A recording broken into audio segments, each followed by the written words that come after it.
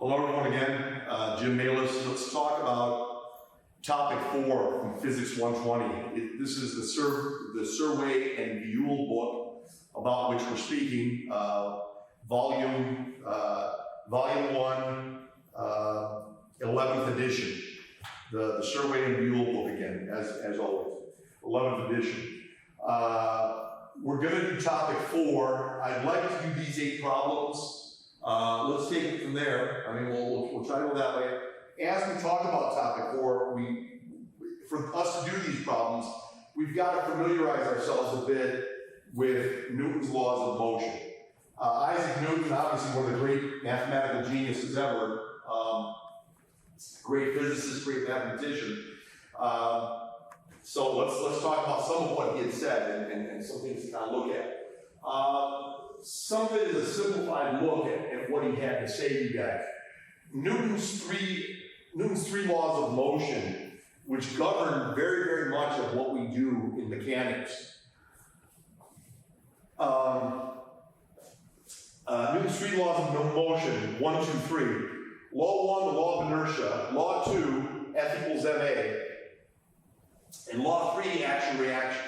Let's talk about that. This stuff right here is a little more peripheral. It's not, but it's still very important. But this is really the huge stuff pertaining to mechanics. Newton's first law, the law of inertia, basically says that anything that has mass has a resistance inherently associated with that mass to any change in its state of motion. It's not friction, it's not, regardless of whether there's a gravitational force present or any other force present, frictional force or otherwise, regardless of that. Even in deep space where there's no, theoretically, let's hypothetically say, no outside forces acting on the body whatsoever, and then somehow some force acts on it, that force can make it move, will make it move. It will move fast or slow for a given force depending upon the mass. If all of the things are not present or taken into account, make a long story short, if something is very, very massive and it's in outer space and there's no forces acting on it, a given force F acting on it will make it move in a certain way. If you make that mass, if you go somewhere else and you talk about a mass that's 1/10 as massive as the first mass, that same force will also cause motion, but it'll be a more radical type of motion. It will be a greater acceleration that will take place. How much greater? If the mass is 1/10 the size, the acceleration will be 10 times bigger. So 1 and 2 kind of have a connection here. Let me stay on law 1 in a sense. The law of inertia is basically this.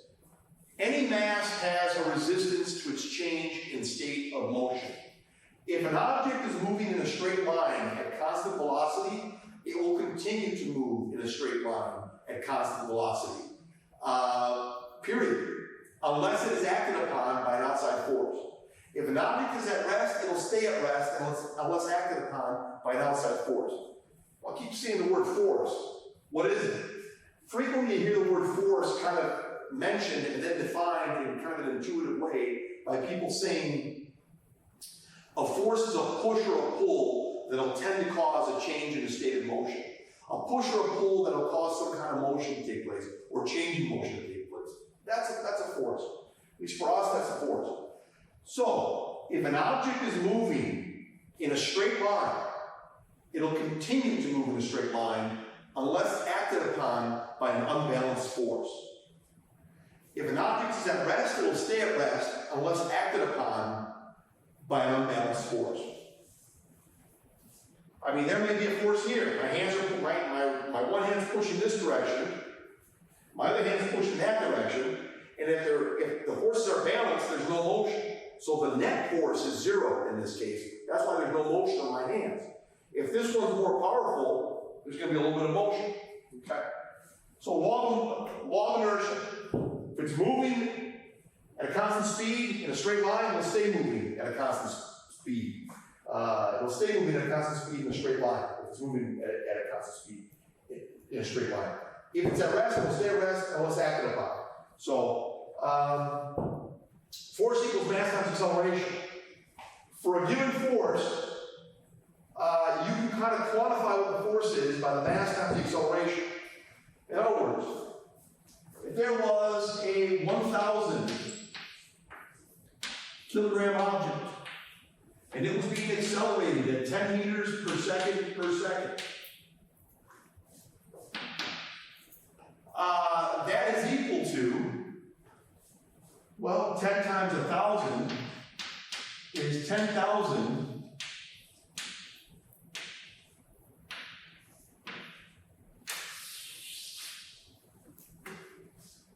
Absolutely. Well, I got something else to say. What if the object isn't that massive? Let's say it's only 10 kilograms. But the acceleration experience is 1,000 meters per second per second. Do the math.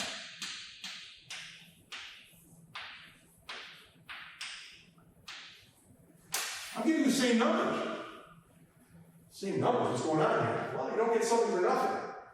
If this guy is 100 times less massive, if this is 1/100th the mass of this, the acceleration that this will experience, compared to this one, the acceleration that this will experience, given the same force, will be 100 times more than the acceleration that this guy experiences. If something is very massive, you're going to have a hard time moving it. We're kind of coming back, all of these are interrelated to a strong extent. These three laws, you don't compartmentalize them too much. They all work in unison with one another. They're describing the reality of motion. If an object is in motion, in a straight line, at a constant speed, it'll stay that way, unless an unbalanced force acts on it.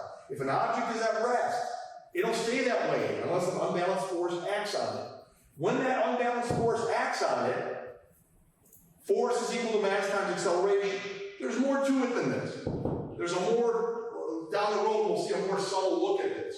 There's another way to view this in terms of momentum, change in momentum, and talk about force. We'll get there. But this is certainly fine. Well, basically, in honor of Newton, 1 Newton is 1 kilogram times 1 meter per second per second.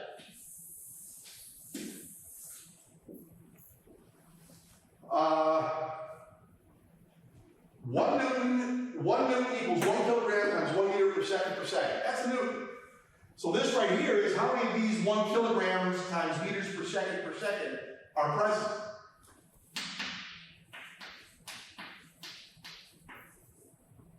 10,000 newtons. 10,000 newtons. If the same push or pull tendency, call a force for our purposes, if the same force is applied to the 1,000 kilogram mass as is applied to the 10 kilogram mass, the same force is applied, man, that force has to be manifest somehow. We all know that it's easier to throw a baseball than it is to throw a car. I don't know, unless you're King Kong, I guess, but even then, King Kong would have an easier time throwing a baseball than he would a car. You can't even throw a shot put, you gotta put it. You gotta do it in such a way that you're throwing the shot put, but why is the shot put so hard to move? Because it's very massive. To change the acceleration of the shot put from 0 to something else and have it acquire a distance, you have to put a force on it. Of course. It won't go that far compared to how far you can throw a baseball with the same force. Here's the metaphorical shot put, and here's the metaphorical baseball, so to speak. If it's 100 times more massive than this, its acceleration is going to be 100 times smaller than it would be for this guy. This guy is 100 times more massive. Its acceleration is going to be 100 times less. 100 times smaller size is what the acceleration is going to be for the more massive object. For something not very massive, I guess you get a lot of acceleration for it. In the end, when you do the mathematics, you're still getting the same force that is causing the motion in both instances. Instance number 1 up here, instance 1 here, and then instance 2 right here. Okay? So, pretty neat stuff that way. So 1 and 2. And it makes sense. It makes sense. I can't emphasize this enough.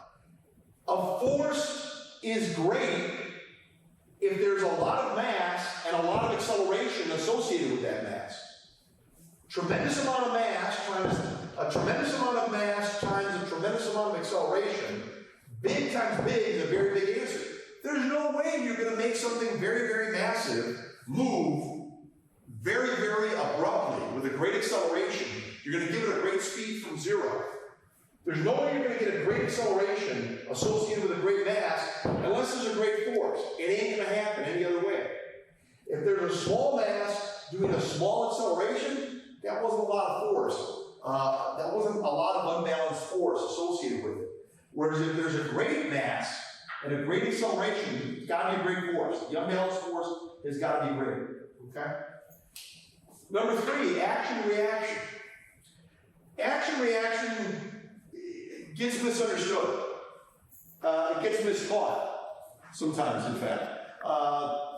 You can kind of get away with it in the sense that I could say to you, for example, there's a table right here. I am going to press down as hard as I can, and in fact, lift my body up so I'm off the floor.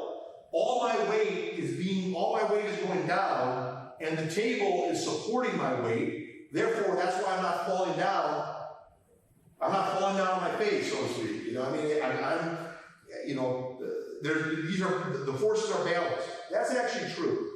That's not really action-reaction, though, but sometimes people call it that. You can sort of get away with saying that because you can still solve the problems, but it's not technically what action-reaction is. Action-reaction is, for every action is a reaction. What does that mean? Like I said, it gets misstated sometimes. Give you a perfect example.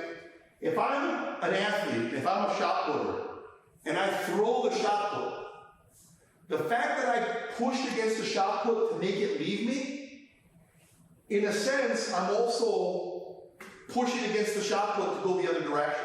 The shot put's pushing against me, in a sense. If I throw a baseball, the baseball is also exerting a force on me. If I take a baseball, I'm a pitcher, and I throw the baseball, I'm exerting a force on the baseball. You know, I'm pushing the baseball away, but I'm also pushing myself against the baseball, away from the baseball. The baseball, I'm pushing the baseball, and the baseball, in a sense, is pushing on me. That's why those pitchers have problems with their shoulders. It's not the fact that they're throwing, it is the fact that they're throwing too much or doing something wrong, but it's the fact that they throw the ball, but they're also, their arm is pushing against the ball. The ball is pushing their arm as well. Okay? Perfect example. If I was a good enough athlete to be able to go and slam dunk a basketball, once I jump off the earth, I'm pushing against the earth to get upward, to leave the earth for a little bit. I'm pushing against the earth to leave the earth. My doing so, I'm jumping, I'm pushing against the earth, but I'm also pushing the earth against me.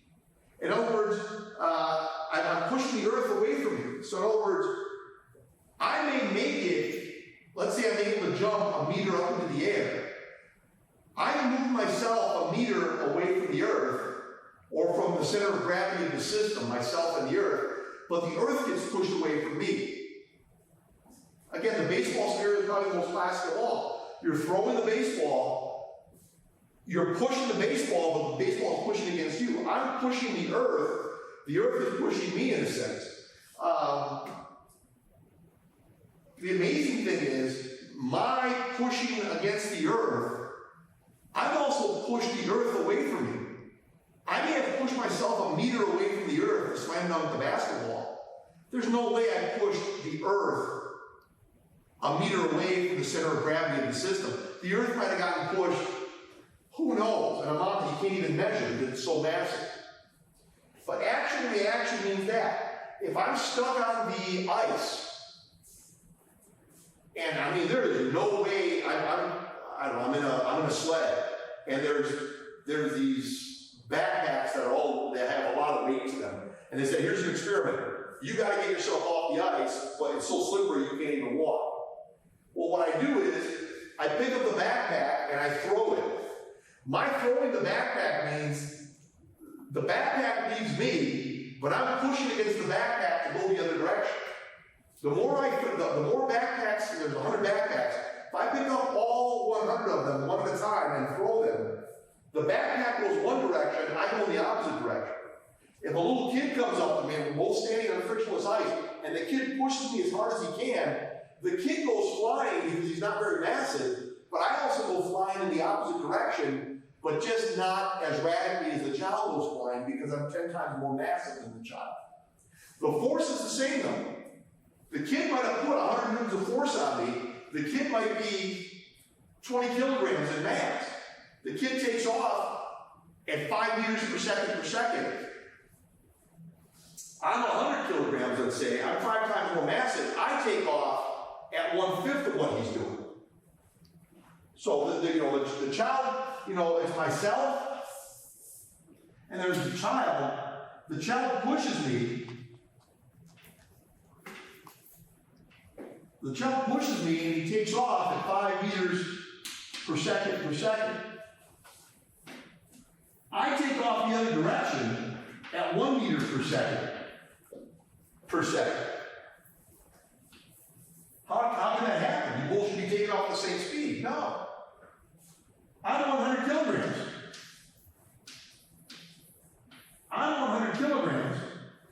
The child is 20 kilograms.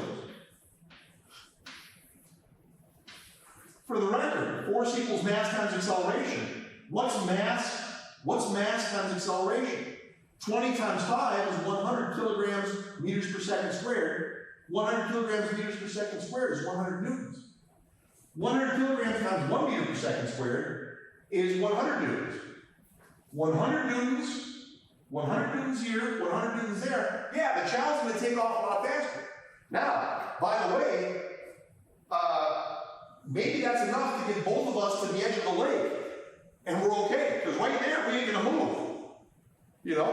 Now if I pick up the kid and slide him across the ice, he's going, and the fact that I pushed him, he in a sense pushed me, and I went the other direction, and maybe we both walk out, we get to the other, each of us get on the other side of the lake. We couldn't walk otherwise. If it's a completely frictionless surface, the kid pushing me means he pushes himself, and he also pushes me. He pushed himself with a greater acceleration than the acceleration he gave me. Why is that?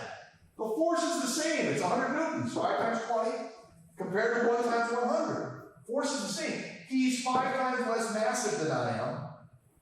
So he'll get 5 times the acceleration. I guess we get back to Newton's second law. So action, reaction. You do one thing or the other. Let's put it this way. If I jump, right here as I stand, if I jump, I better not jump, I'll probably prone injuries here, but let's say I could jump these days, right? If I jump, I'm actually pushing the earth away from me. I'm pushing myself away from the earth, but I'm also pushing the earth away from me, and the amount of force that I got, the amount of force that I exerted to get upward, let's say it's 1,000 newtons of force. I also gave the earth 1,000 newtons of force. What, you can see me jump. You're not going to see the earth move. The earth's so much more massive. So that's the action reaction. So these three. 1, 2, and 3, law of inertia, F equals ma, action reaction. If there is frictional forces, there's this thing called the coefficient of static friction. Lowercase Greek letter mu. Coefficient of static friction means it's a measure of the resistance of something has to be moved in a frictional environment. It's not mass. It has nothing to do with mass. The law of inertia tells you what mass is, in a sense. The more massive an object is, the harder it is to change its motion. The more massive that an object is, the more difficult it is to change its state of motion. If it's 100 times more massive than another object, it's 100 times more difficult to change its state in motion. This tells you the force associated with changing something's motion. And this tells you that, you know, if you push one thing, you're also pushing yourself away from it. If you pull one thing, you're also pulling yourself toward it. You're pulling it towards you, but it's also pulling you toward it. So these are the three laws there. These are the coefficients. In other words, this thing, the normal force means however much force is straight down on something, if you multiply it by mu, you'll get the amount of frictional resistance being offered. For the same normal force, if mu, the bigger mu is, the more frictional force that you have to overcome to start something to move. Once you have started something moving, they call it the coefficient of kinetic friction. Typically, there's more to this, and they kind of do a lot. But mu sub k, forgive me, mu sub k is less than mu sub s. Should have left it the way I had it, guys. I can't. Must be that left-handed thing going on. Who knows? All right. So mu sub k, typically once you've gotten, you all know this, whenever you've gotten something moving, and even if you got to push it across something, once you've gotten it moving, it's easier to get it moving once you've gotten it moving, rather than starting from a dead stop. And that's where this is kind of coming from. All right. So be reading the book, you guys. Let's look at this and see how we can actually play this whole thing out, and we'll take it from there.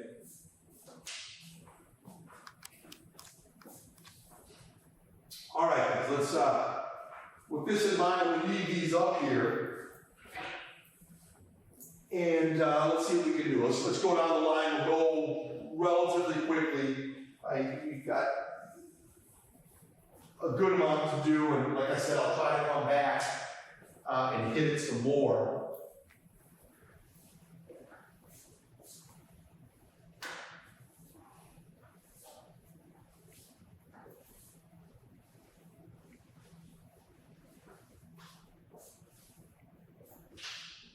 All right, let's go.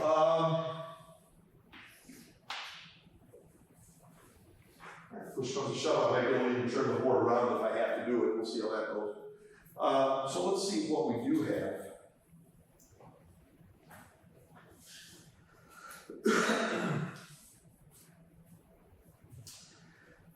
Topic 4, problem number 3. A 6 kilogram object undergoes an acceleration of 2 meters per second. A and B, what is the magnitude of the resultant force acting on it? If the same force is applied to a 4 kilogram object, what acceleration is produced? We've already kind of gone in this direction, you guys, to talk about this. So let's keep going with it, and let's see what we can say.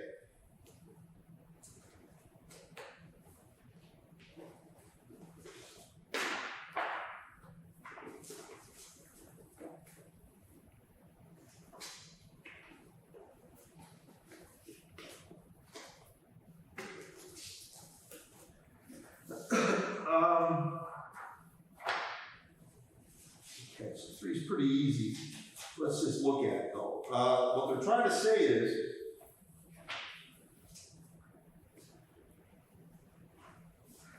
for 3A, we remember, and again, let me just kind of, this stuff's a little, you know, what is the magnitude of the resultant force acting on it? The resultant force, you guys, this is the criteria for our purposes. There's a little more subtlety in the whole matter than what I'm doing right here. Later on, there's a broader lesson. There's a broader definition of force. I hope you covered on that one, right? Did you? Okay, good. So what we got is force is equal to mass times acceleration.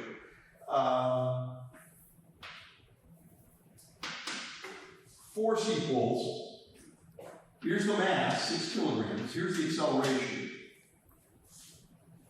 And that's it. 12 newtons. That's it. That's the force. Now they're saying to you, what would the acceleration be? What would the acceleration be if the mass was not 6 kilograms, but was 4 kilograms instead? This was a 6 kilogram mass. 6 kilogram mass, and this is 2 meters per second. What does your gut tell you guys? I mean, it's saying, if we're talking about the same force, it's 12 newtons. They said the same force. And they're saying here, force equals mass times acceleration. Let's do some algebra. Divide by L on each side. Okay. Sounds good to me. 12 newtons divided by 4 kilograms. Yeah, my gut feeling was right. My gut feeling was right. That,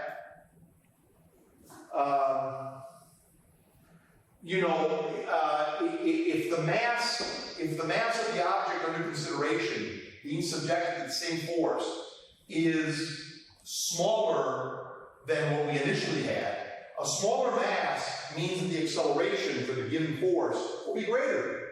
We got to be at 12 at the end of the day. Mass times acceleration is going to be the force. If the mass is 2/3 the size of the original mass, the resulting acceleration will be 3/2 the size of the original acceleration. This is kind of an interesting point. Force equals mass times acceleration. Sounds good to me. For our purposes, there's a mass and there's an acceleration. What do you say we make the mass not 6 kilograms, but 4 kilograms? 4 out of 6 is 2/3.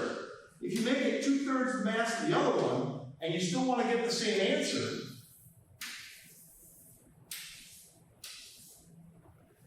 right? This is 3/2. Sounds good to me. They said it was 2. What's 3/2 times 2? 3. Even right here, more symbolically, you can kind of see that. Okay. Let's go to 6.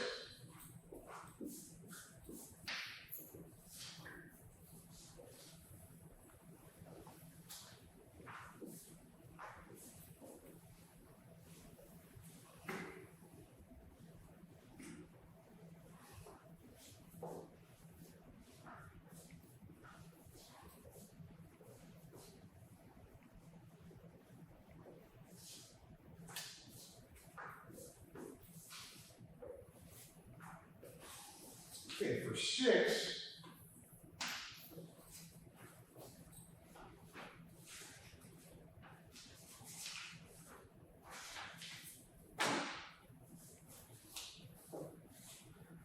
6, a freight train has a mass of 1.5 times 10 to the 7 kilograms. If the locomotive can exert a constant pull of 7.5 times 10 to the 5 newtons, how long does it take to increase the speed of the train from rest to 80 kilometers per hour? Okay, this is kind of all over the place on this one. We're going to need to make some conversions at some point. Tell you what, we know that you can get a final speed. You can get a final speed by taking the initial speed and adding the acceleration times the time during which the acceleration is taking place.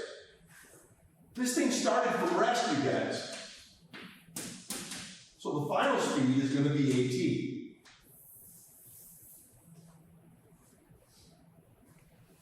So, okay, sounds good to me. Final speed is going to be AT. I have to cross every bridge as we cross it here.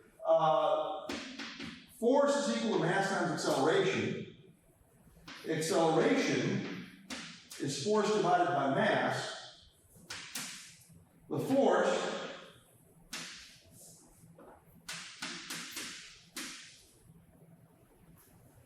(7.5) times 10 to the 5th, 1.5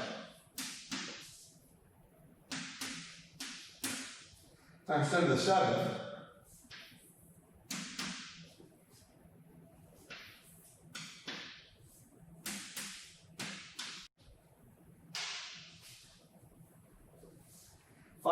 10 to the negative 2.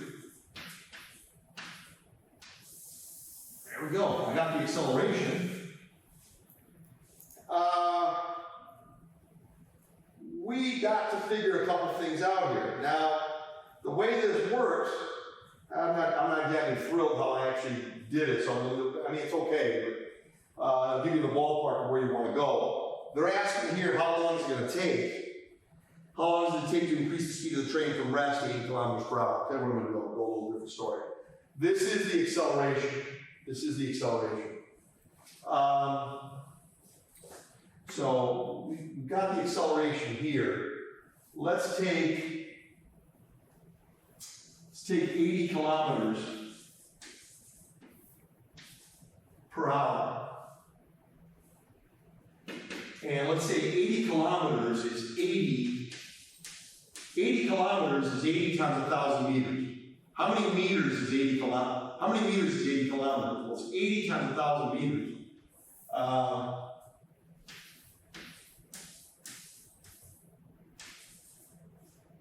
Correct? So we look at this, and you know, let's see. That's how the speed works. Now, I didn't really give a final. I kind of left it at this to say that was actually the final. This is another way to convert the final speed. I mean, I think there's you know, I'm between a rock and a hard place on this one, kind of explaining this one. But if you actually do some of the mathematics here, you've actually got this goes into here 3.6 times, 3.6 goes into here how many times? That's 4 times 0.9, that's 20 divided by 0.9. It's 200 divided by 9. I'm doing some stuff in my head right here, guys. That's 22.22, something like that. It should be coming out on this order, meters per second. It's not a big deal. You could have left it like this to get there. But this is essentially where it's going on. Let me just kind of look just to be sure I did that right. 20 over 0.9, that's 200 over 9. Yeah, that's about right. Actually, this is right. So you've got this situation. So you've got to make the units agree, ladies and gentlemen. You've got to make the units agree. If I've got kilometers per hour and everything else is meters per second, it's meters, meters squared, seconds squared, whatever's going on, you got to make everybody agree with the units. So kilometers per hour, you got to make meters per second. Okay? So if that's the case, you got this. This right here, 5 times 10 to the negative 2, is 0.05. 5 times 10 to the negative 2 is 0.05. That's this guy. VF is this. A is this. And T is that. The rest is mathematics. T is going to be equal to divide by 0.05 on each side. Divide by 0.05 on each side, divide by 1/20th on each side, multiply that by 20, it's going to be 444.44, going forever actually.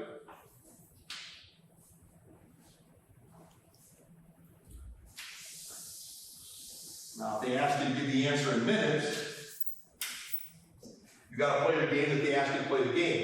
Every time 60 seconds goes in here, you got a minute. Every time 60 seconds goes in here, you have a minute. So what you have here is 60 goes in there, 7 and then some, right? So 7.7.41 minutes, and I'll get you. I'll get you. All right, let's go to 10.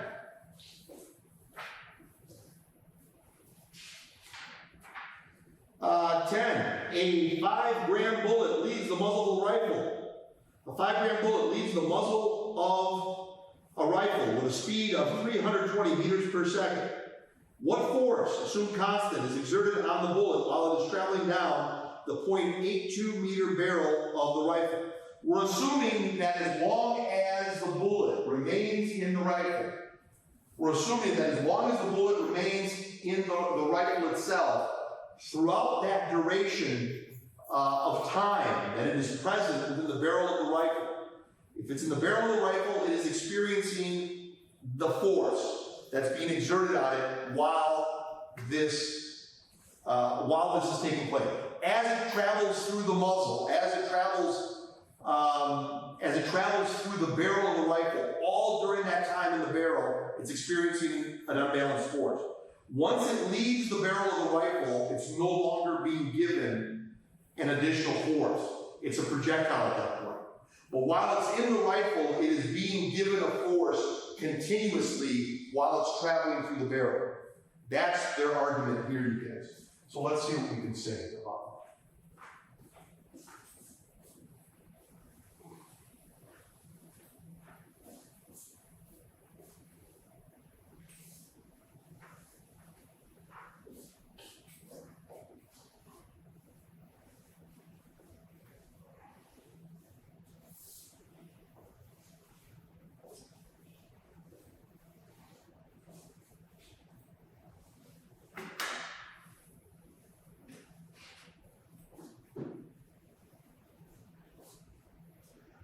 Okay, so let's go with that. Let's see where we're at. So they're saying here, once again, guys, a 5-gram bullet leaves the muzzle of a rifle with a speed of 320 meters per second. At the very end, it acquired a speed of 320 meters per second. It acquired a speed at the very end of its acceleration. After that, it's not being given an unbalanced force associated with the rifle system. The rifle itself will be exerting that unbalanced force only while the bullet remains in the barrel. Once it's out of the barrel, there's no unbalanced force that the rifle is exerting. It just becomes a projectile. The bullet started from what? From 0. The bullet started from 0 meters per second, and it got up to a speed at the very end of 320 meters per second. If that's the case,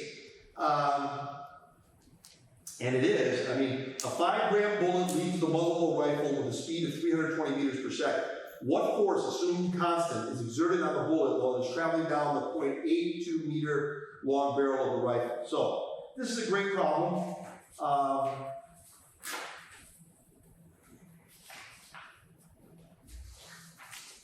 Here's a way to look at it. We know a bunch of things. So let's figure this out. We know that in the back of our mind, we certainly know this.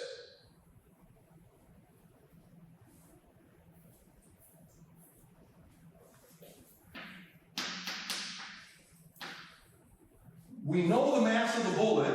As soon as we find its acceleration, we will find out the force that was exerted on it. Simple as that. The mass of the bullet is 5 grams. 5 grams is 5 times 10 to the negative 3 kilograms. Right? For the units we know. The mass of the bullet is 0.005 kilograms. If it's 5 grams, it's 0.005 kilograms. So either one of these works, the expression here will work either way for you. We know that d, the travel, it'll be traveling over this distance, receiving an acceleration only through this distance, the length of the barrel.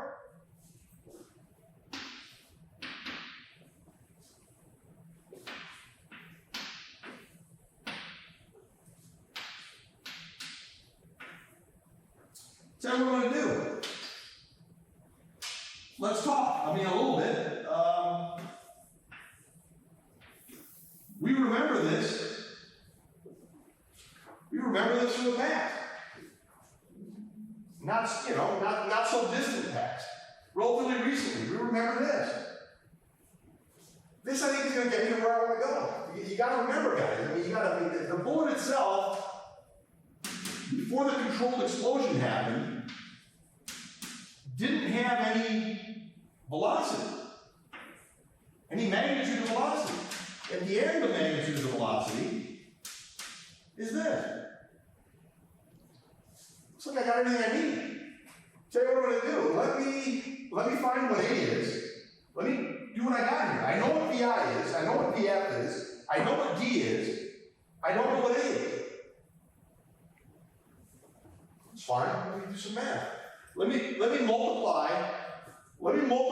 each side of the equation by A and divide each side of the equation by D. Stuff is easier done than said.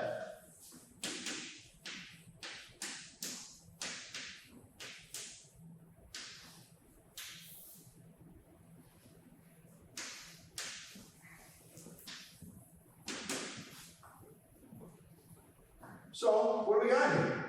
We're looking at this thing.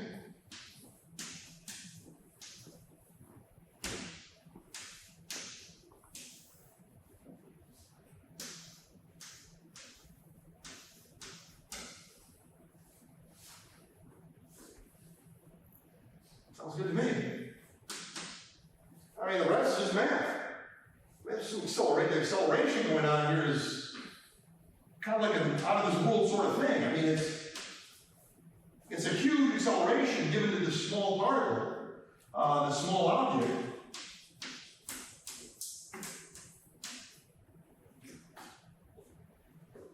So you got this. Okay. Well,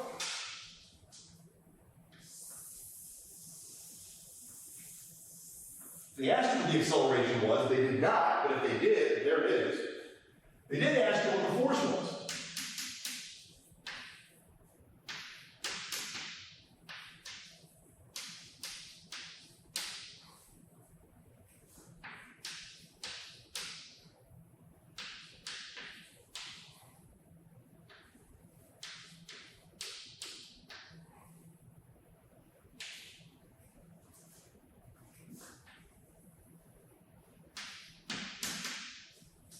Sounds good to me.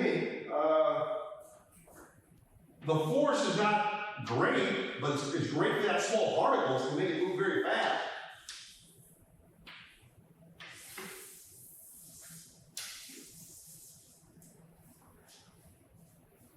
That is pretty remarkable. I mean, that is about the weight,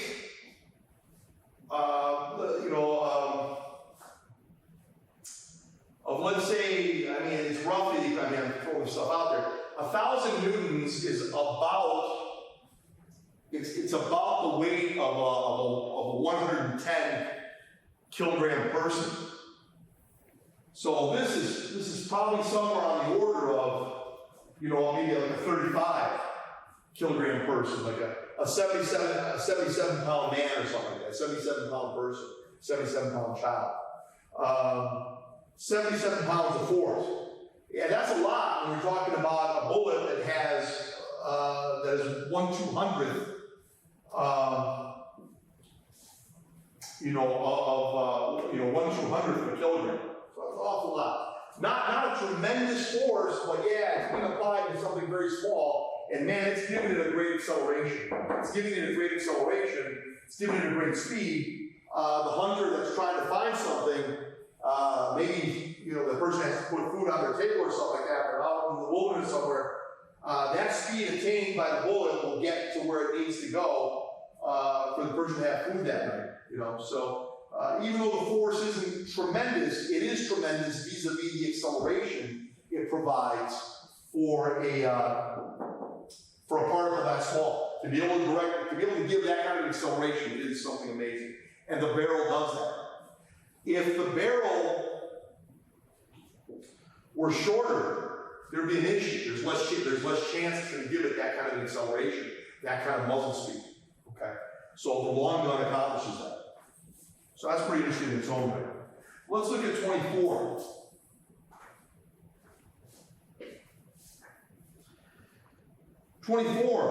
Now we're going to talk here about resolving vectors and stuff like that pretty soon in some of these problems that are coming up here. to actually do this.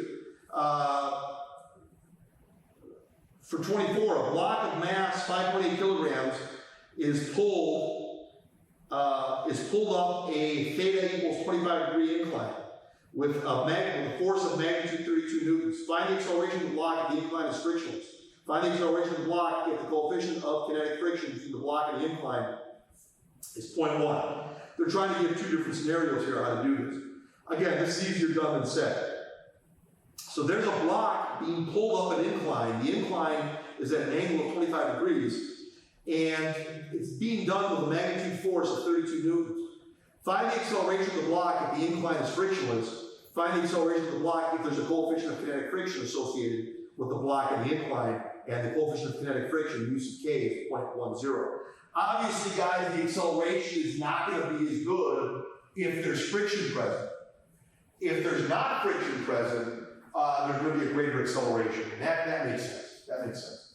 All right, so let's take a look at it.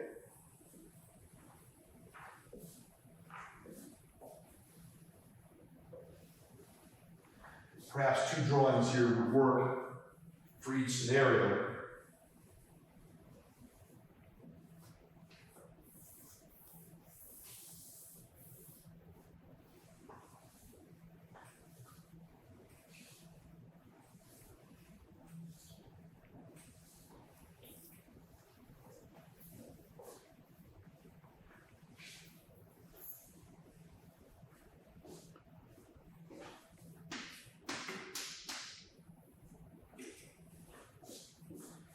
Let's see here next.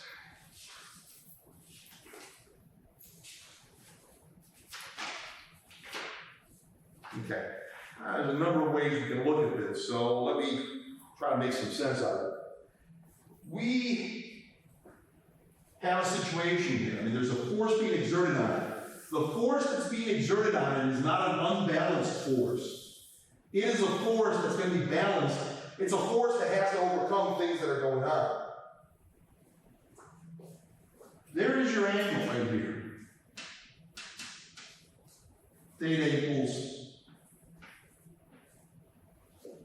25 degrees.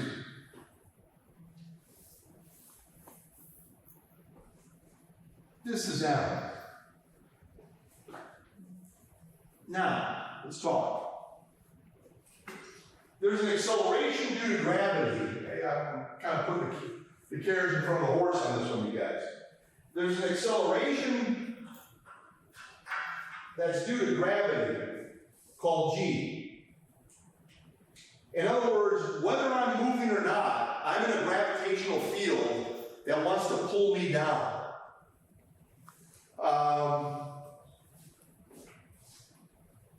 I'm going to gravitate, if I like jump off a little bit of, if I jump off that table, I'm experiencing the force of gravity. I'm experiencing the force of gravity right now, whether I'm moving or not. I just stand still, it's still there.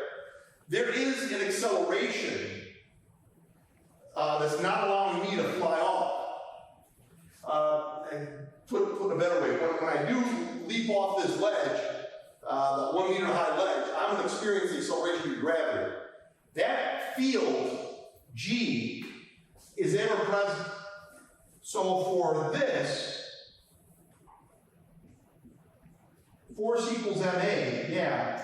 Force equals mg when you're talking about weight. G is the A. G is the acceleration due to gravity. So what is going on here? Well, there is the weight of this thing, which is straight down, called mg. Then there's a component that's perpendicular to that. There's a component that's perpendicular to that. And there's this. So let's see, we got this, that's mg. And then it breaks here, and here. Okay, maybe there's something here. There is me tying a rope to this thing and trying to pull it up that way with a force F. They already told us what that force was. They said the force is 32 newtons. They said theta was 25 degrees. They said the mass of the object was 5.8 kilograms. What's going on here? There's an old-fashioned tug of war going on. I probably made this too big. That doesn't really matter. It's not a big deal. But I'm pulling with a force F, which is 32 newtons. Theta is 25 degrees. We got to talk.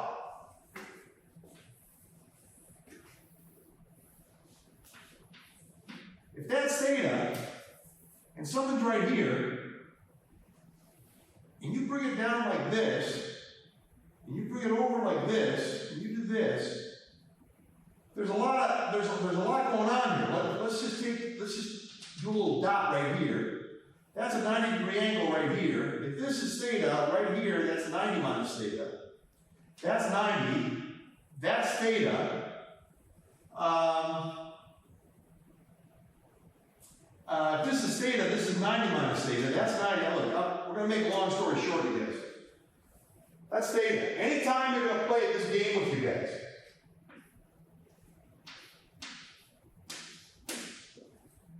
anytime they're going to play the game like this, they're going to elevate something, the triangles that get formed, if you're careful about it, the triangle's looking like this, and you're here, and you want to bring this guy down and then kind of bring this here,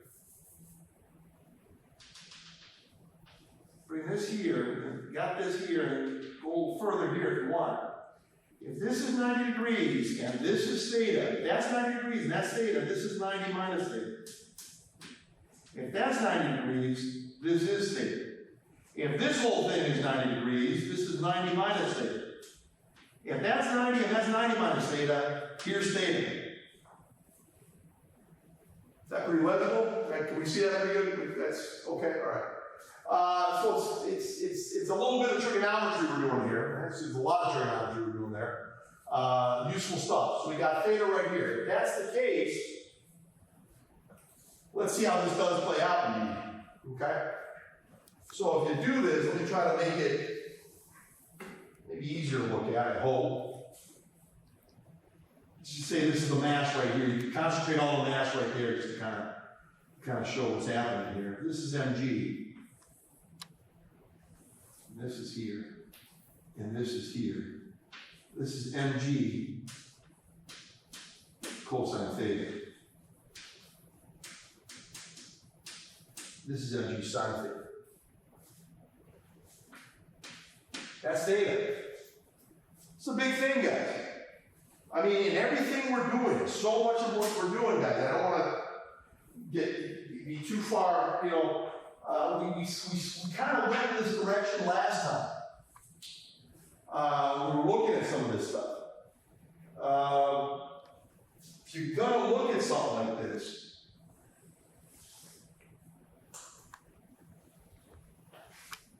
obviously those are Newton's 3 great laws of motion. If there's a force here, guys, a force F, and I want to resolve the components and get an Fx here and Fy here, and if this is theta,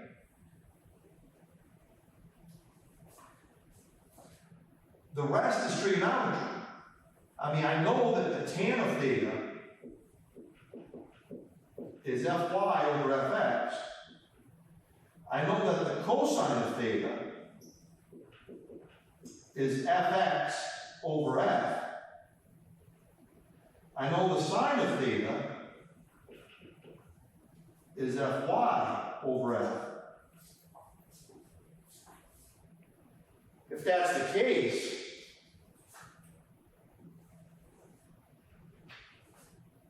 we got Fx equals F cosine theta. We got Fy equals F sine theta. We already know that F squared plus fx squared plus fy squared. Yeah. F squared equals fx squared plus fy squared. F equals the square root of this guy squared plus that guy squared. And there's a lot you can do to make that happen. Sorry guys, I don't have a whole lot of space here. So on and so forth. So, but this is big. This is huge. I mean, and it you know, it started right here. It's not a good drawing. I'll kind of do it again here, just kind of for emphasis here. We'll leave that up there as best we can. But absolutely, I mean, we're talking about this is F. There's an fx component. There's an fy component. There's a theta here. And like I said, guys, you know, the tan of theta is opposite over adjacent. The sine of theta is opposite over hypotenuse. The cosine of theta is adjacent over hypotenuse. So on and so forth. It's a whole lot here. I wish I could say more, guys. It's not that it would be really difficult to say more, but we know when you're breaking up vectors, when you're resolving vectors, they resolve like this. They resolve like this. And that makes sense, because if I take f squared equals fx squared plus fy squared,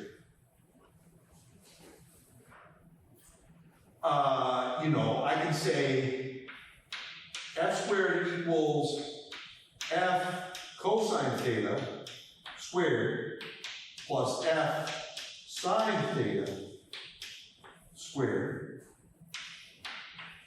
F squared equals, you know, at the end of the day, this is f squared cosine squared theta, f squared sine squared theta. So f squared is in both places. You could pull the f squared out of there, and you got this.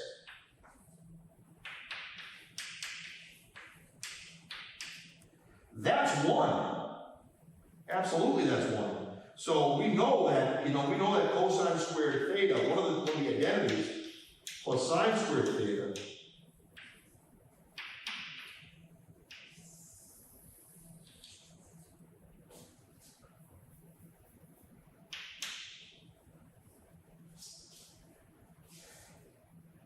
Cosine squared theta plus sine squared theta equals 1. It's coming from here. This right here, you know, like I said, would be coming out to f squared cosine squared theta, f squared sine squared theta. Pull the f squared out of there, and you get this. Pull the f squared out of there, and you're getting this. That's what we're getting all that. So, all right, there's a lot going on here. So if this is some force F, this is F cosine of theta. This is F sine of theta. You know, don't always think, oh yeah, cosine's got to be the horizontal and sine's got to be the vertical. It depends on the configuration that's present. Depends on the configuration that's present. And that's where this is coming from. F cosine theta, F sine theta came from here. This is the song and dance I did over here a little bit. Hopefully a little more clearly right here on the blackboard. It's more clearly done on the blackboard, so that's kind of where you're at. What's the moral to the story here? Well, there's a lot of, I guess there's a lot of moral to the story on this one, you guys. You're looking at this.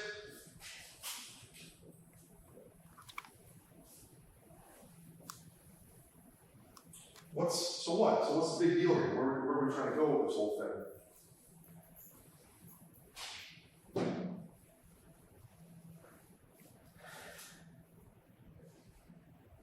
Well, we got this. This guy goes straight down. Yeah, I know. Because the mass is not falling through the inclined plane, because it's not flowing through the inclined plane, there is an equal and opposite force. I almost want to invoke Newton's third law. In a sense, you can, but in the technical sense, it's a little more, there's more depth to it than that. The normal force, I call it N.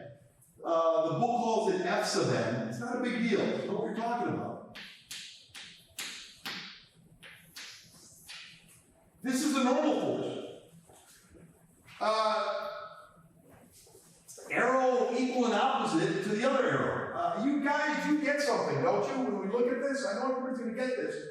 If I take the inclined plane way up this way and put it on vertical, there is no contact force between the inclined plane and the mass. If I took this incline and brought it up this way, what's the cosine? That'd be a 90-degree angle. What's the cosine of 90 degrees? Cosine of 90 degrees is 0. 0 times it is 0. Yeah, there's not going to be any frictional force. It's not on it, man. The more down you go, the more contact force there is. The more normal force there is. The more of a contact there is. Here's the normal force. You got this. So the normal force is equal to this. I don't really need it for the first part because it's a frictionless environment. For the second part, I do. So what do we got here? What is the net acceleration? Do you understand this guy's pulling with a force of F? This guy, the weight has a slide down tendency equal to mg sine theta. It's being fought by the F. The difference between the two will tell you the acceleration, in a sense. Tell you what I'm going to do. The resultant force, F sub r, is mass times acceleration. Okay, what's the resultant force? It's this guy pulling up, we'll call it positive, minus this guy sliding down.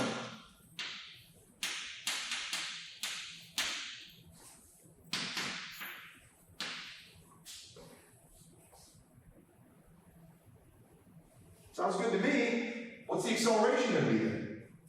Acceleration divided by n. There is no frictional force that you are having to overcome. It's a frictionless environment.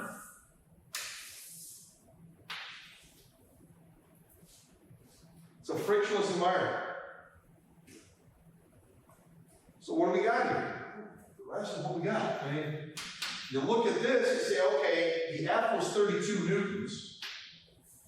This guy was 5.8. The M was 5.8. This is 9.8. Sine of 25 degrees, wherever that's going to go,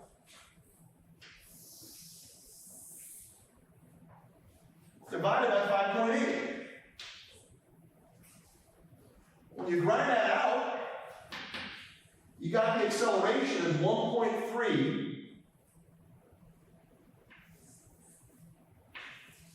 1.376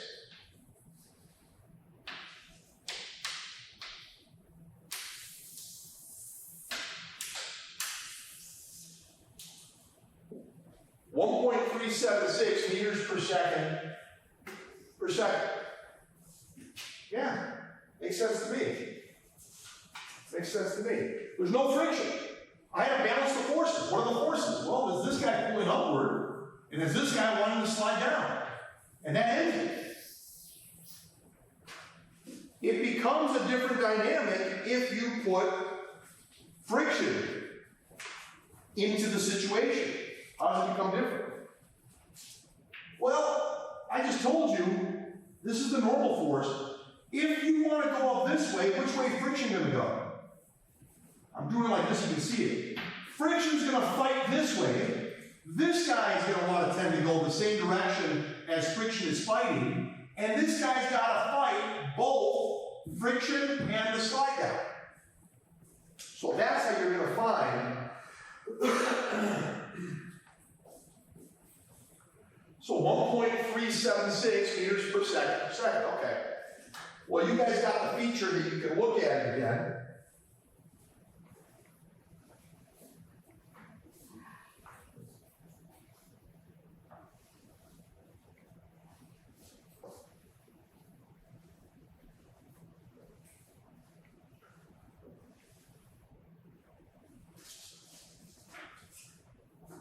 So what are we saying here? We're saying the same thing we did last time.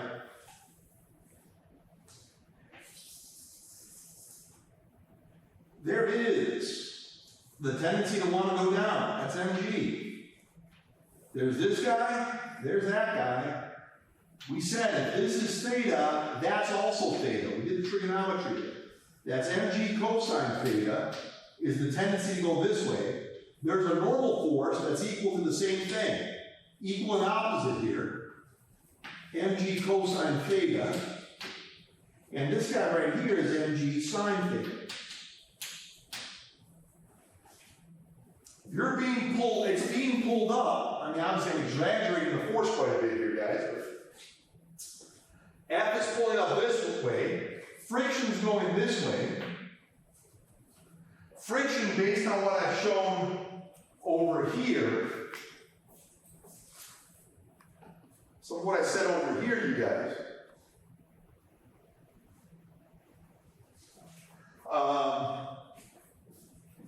the fact that I'm waving my hand over the thing means you can't even see it. That's my fault. I'm sorry. So it was okay. So there you go. This is what we're looking at. Right here. There and there.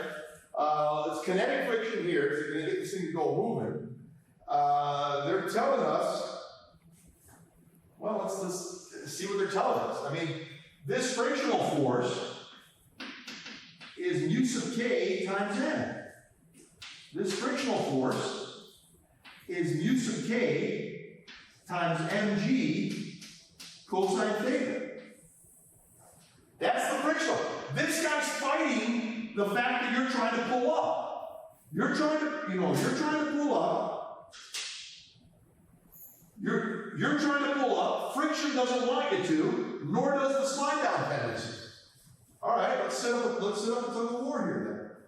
It's the exact same way it gets solved. The resultant force equals ma. The resultant force is F minus the slide down tendency minus the force of friction. That's n. Yeah, I know, I already know what n is. I did enough math on this thing, guys. We did enough math here. We know it's this. It's equal to ma.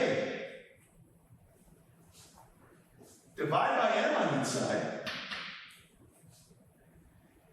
And what we got here is mg sine theta minus mu sub k mg cosine theta. There's a number of ways you can write this, guys. I don't want to deliver too much of the speech here. So we get to here. This is where it's going to go. Plug in the appropriate numbers. Look, the other one had an answer of 1.376. The one that had no friction had an acceleration associated with the system, with the mass.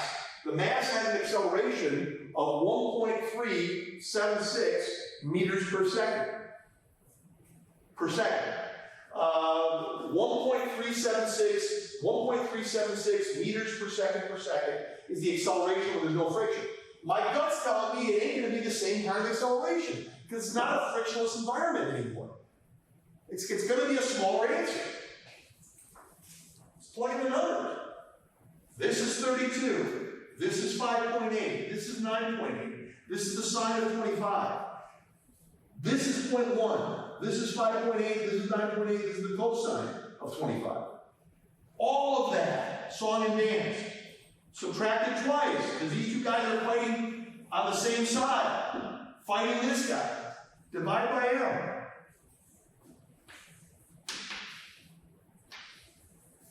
This is about 1/3 the size of the other one.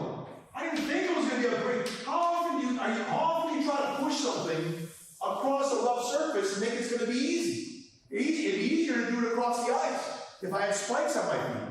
You know, if I had shoes that had spikes on, I could push it across the ice.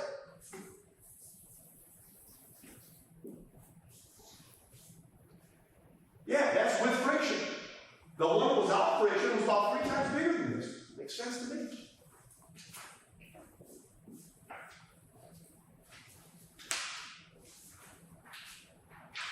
Okay, let's go to 32.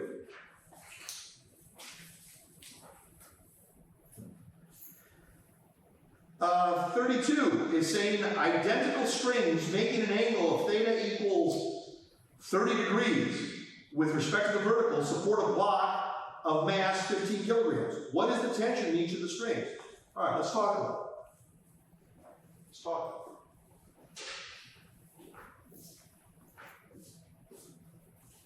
I'd love to be able to ask you to stop me right now, but being on film, we can't do it. So okay, hopefully we get together soon and we can talk about it. This is something I think can help you out a little bit, though. Okay, that's the goal. All right, we're okay here. Let's go to 32.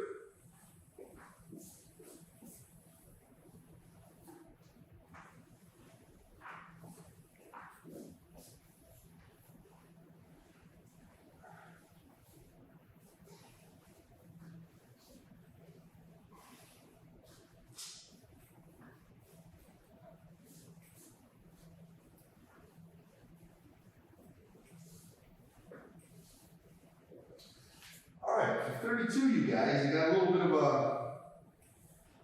a situation there that we're going to look at, we're going to figure it out. So for 32, they're giving us the look here of this thing, and we'll figure it out.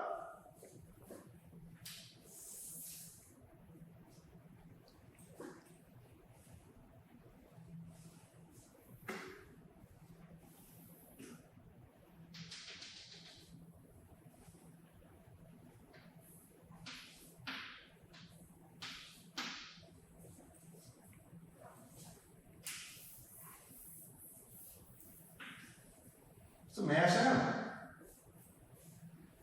The mass in and of itself doesn't mean that there's going to be a force associated. It doesn't mean that there's going to be tension in the strings because it's a mass there. If this is an outer space and there's no unbalanced forces present, there's no gravitational force present, the tension in the strings is zero. There's a force, you guys, because, and again, my judgment here is not the bad. I wish I maybe draw this a little bit bigger. Because of the force of gravity, this is mg. Mg straight down. Well, let's talk. I mean, this is, like I said, in retrospect, I want to draw this a little differently, but let me see what I can do here. I can draw it a little bit better. It's not a big deal. I think you know what I'm doing anyway, guys. You gotta know where I'm coming from, but what the heck. It's just.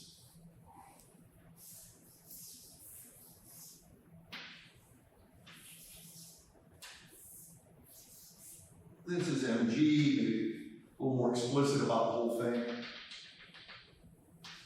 That's theta, and that's theta.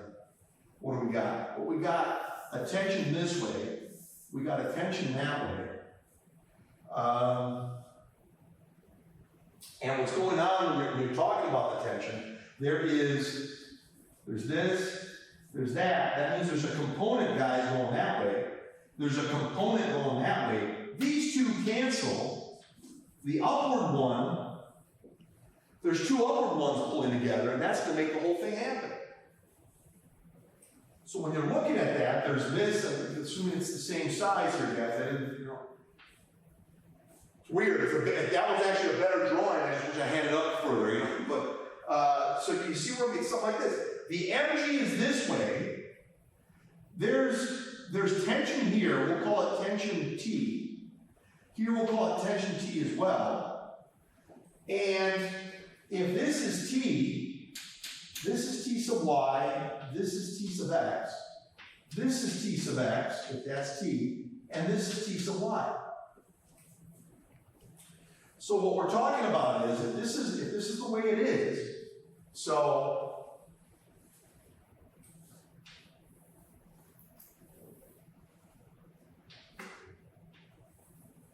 that's T, and that's T, and this right here is theta. What's going on here? Well, if this is theta, this is also theta. If that's theta, this is also theta.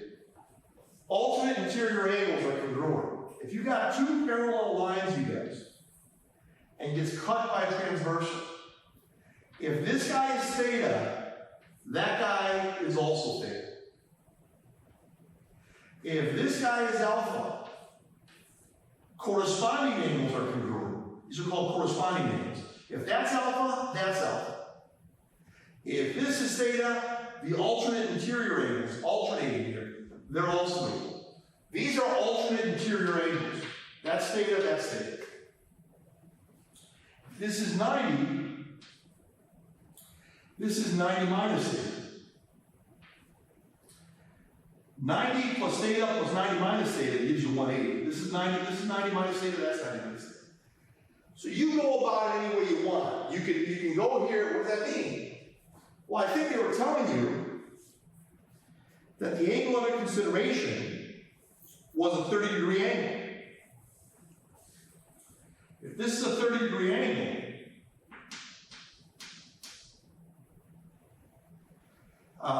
and this, we said 30-degree angles under consideration, that's fine. That's a 60-degree angle. You can use the 60-degree angle, or you can use the 30-degree angle, it ain't gonna matter. Now let's see how we're gonna do it. Let's blow this thing up a little bit. Let's blow up one side. This is T sub x. I ain't worried about T sub x. If this is a million to the right, that's also a million to the left. Negative a million plus a positive a million is 0. They cancel. These guys hold up this guy. They ain't going left or right. So these don't matter. In this case, they don't matter. That's Tx, and this is Ty. And we said this is some angle. If this is 30, this is 60 degrees. So you go about this any way you want. I'll tell you what, I'll say Ty in this case is T cosine 30 degrees. Ty is also T sine 60 degrees.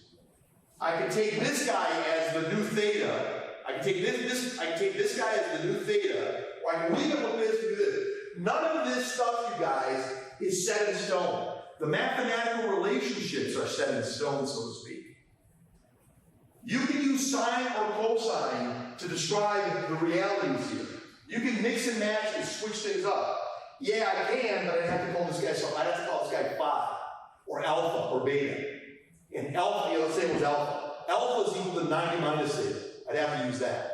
Doesn't matter. You know the mathematics. So either one of these is fine for you to get there. The way we did it was, I think we did cosine theta. We left it, this guy being theta, we left the cosine 30 degrees, which is T cosine theta. I went that way when I did this. That won't matter, it's up to you. You guys agree there's a tug of war going on. These guys are pulling up. Great. Add them together.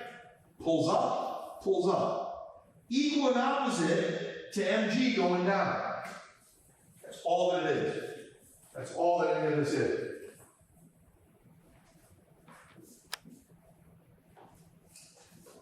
So let's do it.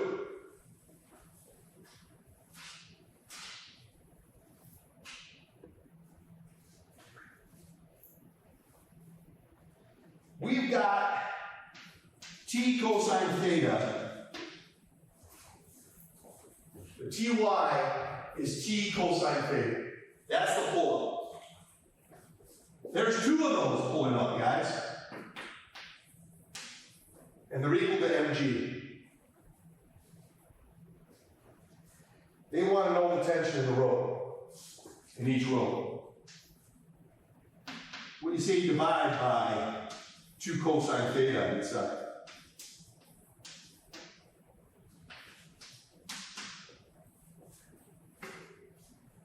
Simple as that.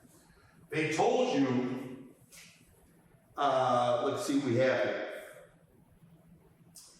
The mass was 15, the angle was 30, good enough for me. Mass was 15. Make sure, guys, I don't want to talk a lot of garbage here to you.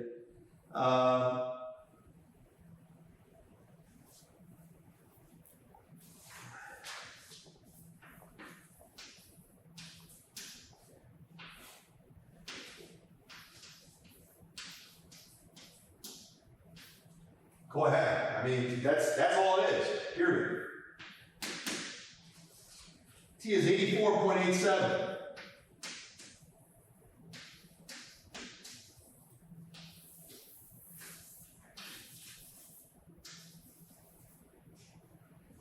.87 newtons for 32, you guys.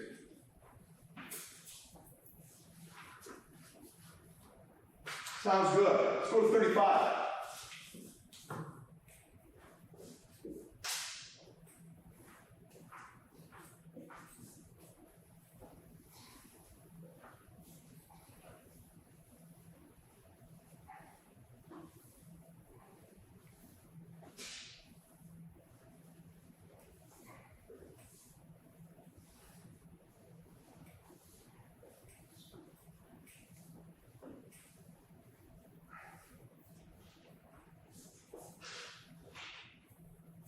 What we got here?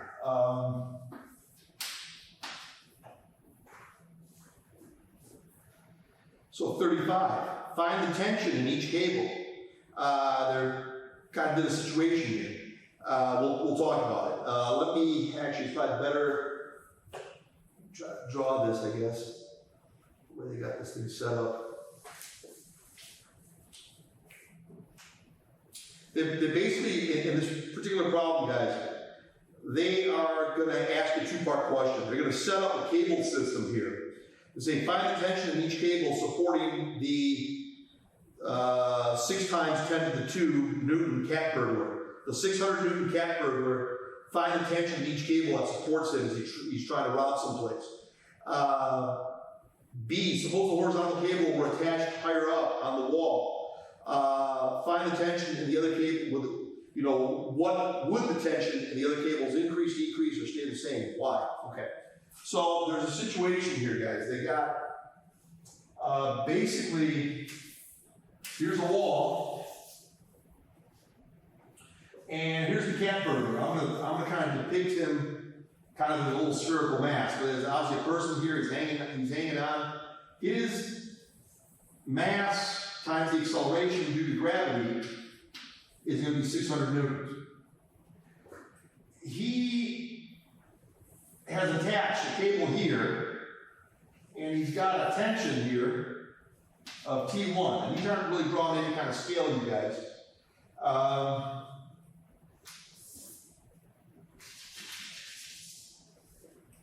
There's another one right here.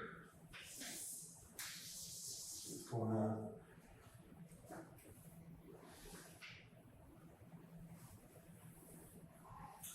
This angle's theta. We've already kind of been down a road like this.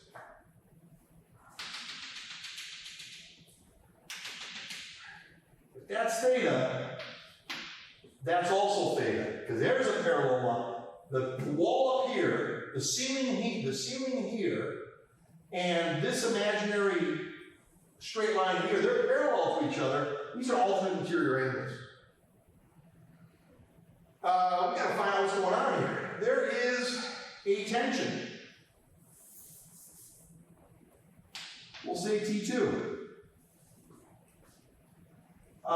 There is something going on here. T2x, I guess you could say. And there's this going here. T2y. I'm just resolving it, guys. The way I showed it a little bit differently in my work. Not a big deal. I extended it a little further this way, and I made it so I made the triangle happen like this. And then I put the T right here, this guy right there. It doesn't matter. It's the same. These are similar triangles, guys. That's not going to be an issue. That shouldn't amount to any amount of difference when we're doing this stuff. So you got the tension of the vertical cable, you guys, and we got to figure out what's going on here. Well, I'll tell you what. I'll tell you what I'm going to say here. I know a couple things here. First of all, the cat burglar, as he's hanging right here, as the cat burglar is hanging right here, he's not moving left or right. He's not moving left or right. So the T1 going to the right and the T2x going to the left, are equal to one another. Okay. Also, the vertical guy is him by himself. T2y pulling up is equal and opposite to his tendency to want to fall down. He better have his cable set up pretty good. We're trying to find this. We're trying to find that. Tell you what I'm going to do. We know that theta is 37 degrees. We know that theta is 37 degrees.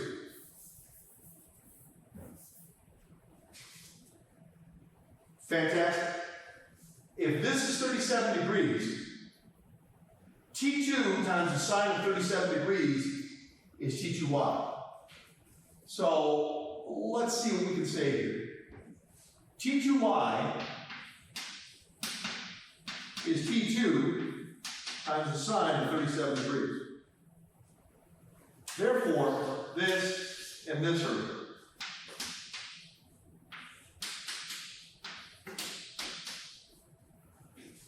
T2 sine 37 degrees is equal to 600.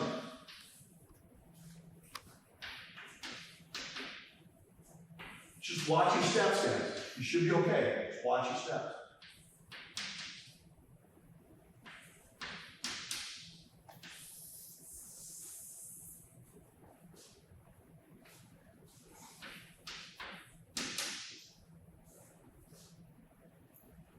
Do the math.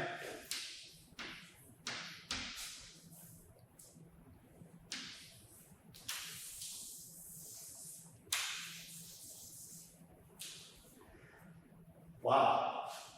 It's got to be a lot of things. You'd almost hope, hey, man, I don't know, it's 600 newtons. 600 newtons pull will do it. If you're pulling on the side like that, you're going to have to pull a lot harder than 600 newtons to keep this guy up. So that's for sure. Okay. We also said that T1 was equal to T2x. T1 was equal to T2x. T2x is T2 times the cosine.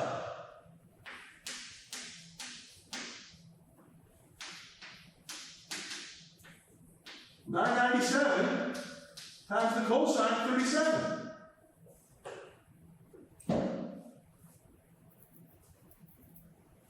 Simple as that. This tells us a lot. T1 is 796.23.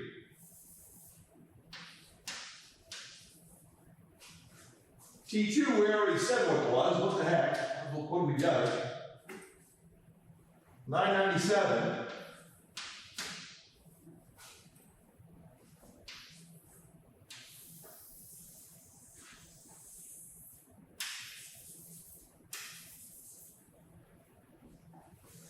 That's it. Now, that's A. That's A. B shouldn't be that bad.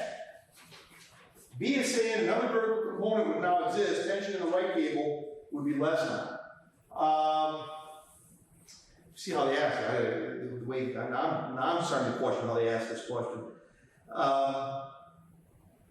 Suppose the horizontal cable were attached higher up on the wall. Would the tension in the other cables increase, decrease, or stay the same? In other words, suppose the horizontal cable were attached higher up on the wall. So in other words, if you were to take this cable and move it up, for B, I'll just probably save you. I'm not going to move it right at you guys, but let's, you attach it up higher.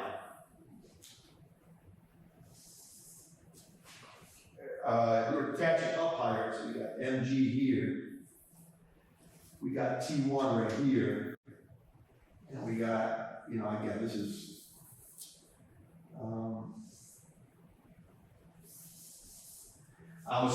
you can assume a lot of stuff actually is what you can assume.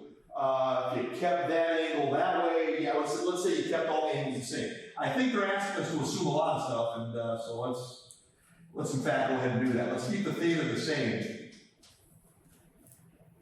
It's attached to this guy, and you got something going on here. That's some angle alpha or phi or whatever it is, what's going on here.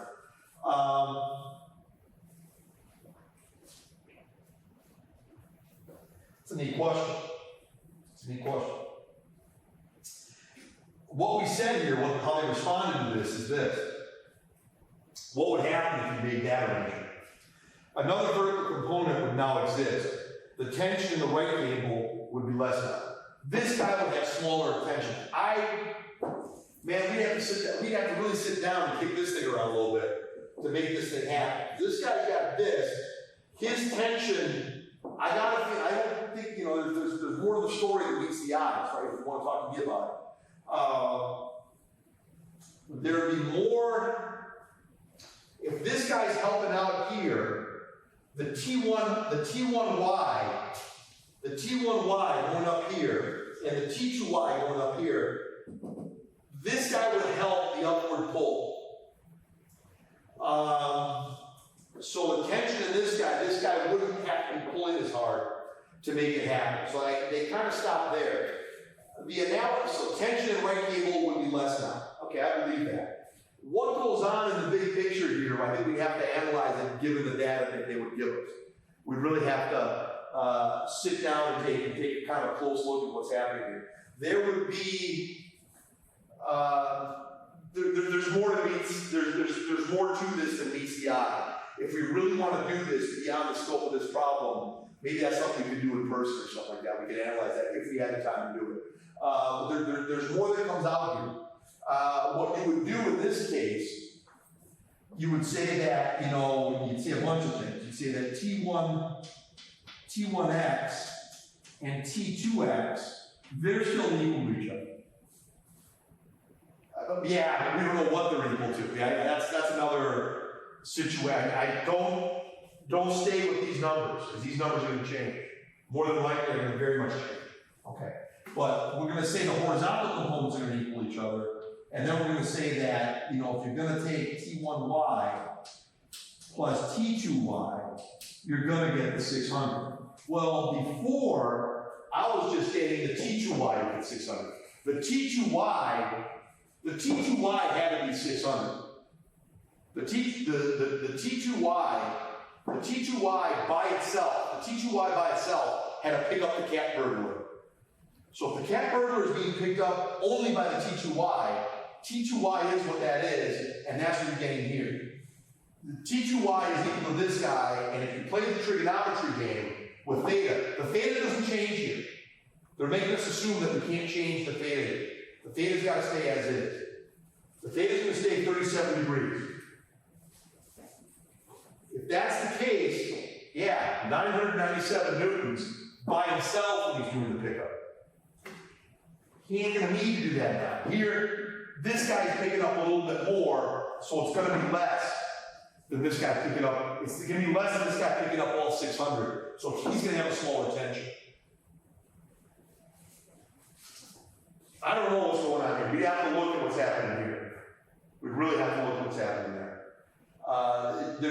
My impression here is,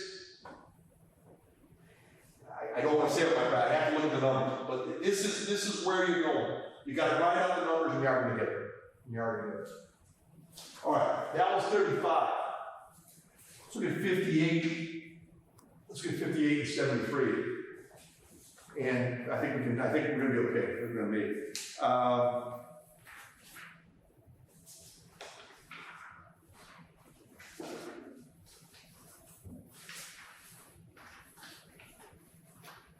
And again, guys, all of this is in the notes.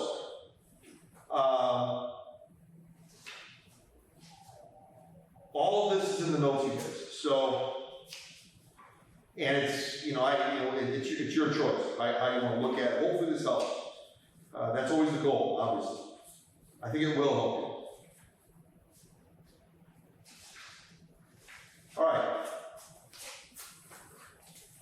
right. 58.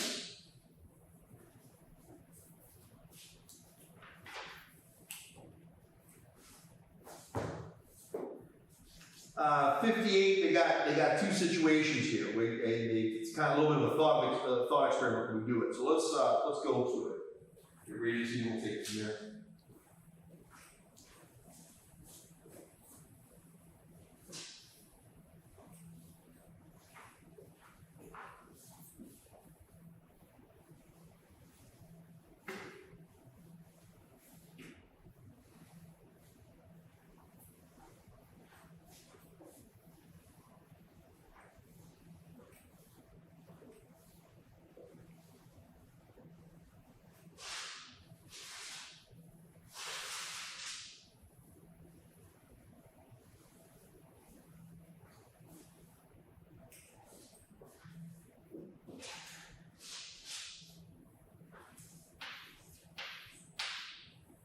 Okay. For 58, a little bit of a thought experiment that they're doing right there, so let's look at it. 58, the systems shown in figure 4.58 are in equilibrium. If the spring scales are calibrated in newtons, what do they read? Simple as that. Ignore the masses of the pulleys and strings and assume the pulleys in the incline are frictionless.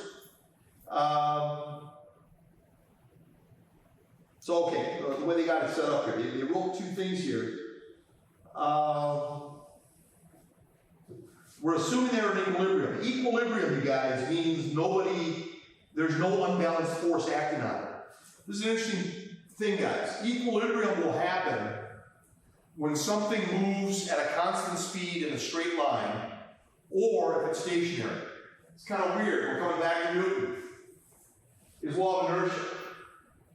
If something is moving in a straight line at constant speed, there is no unbalanced force on it.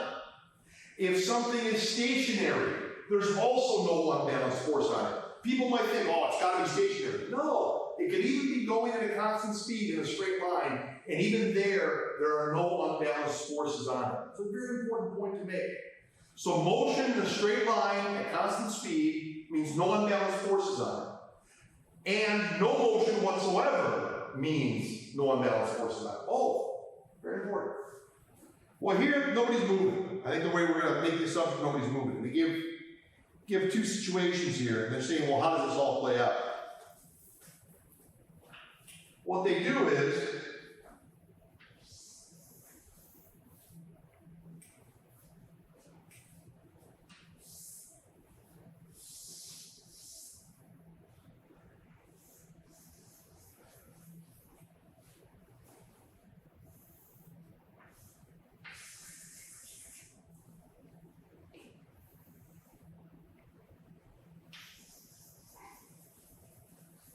this is a 5 kilogram mass. The spring right here is going to tell you how's that thing holding it. What is the calibration read? Well, this is M. The force downward is mg.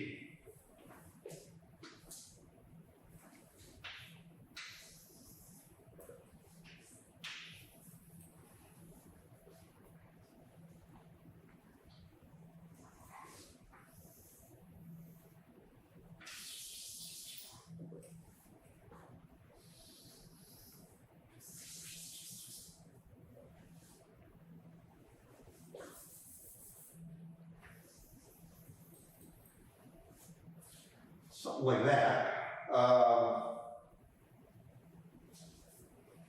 5 kilograms on this guy. There's just two different scenarios, guys, that we're looking at.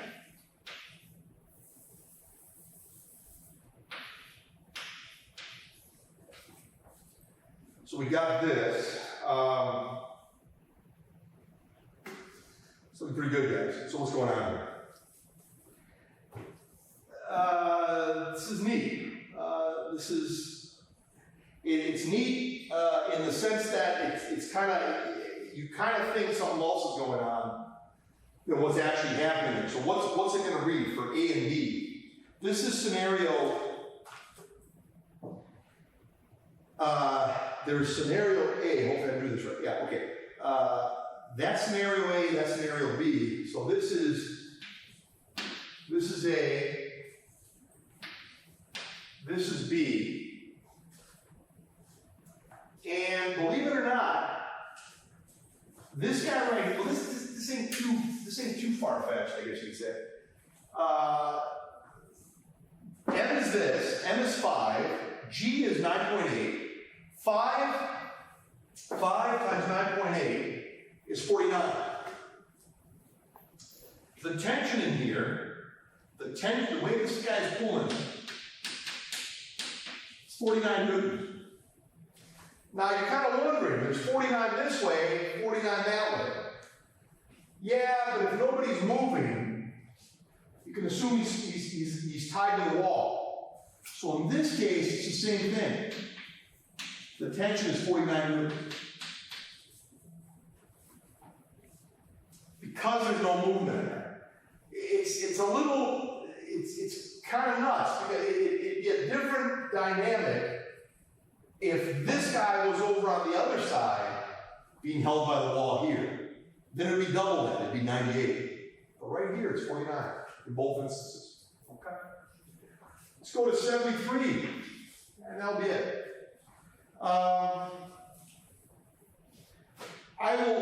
For a problem, let me read it to you, and we'll kind of take it from there.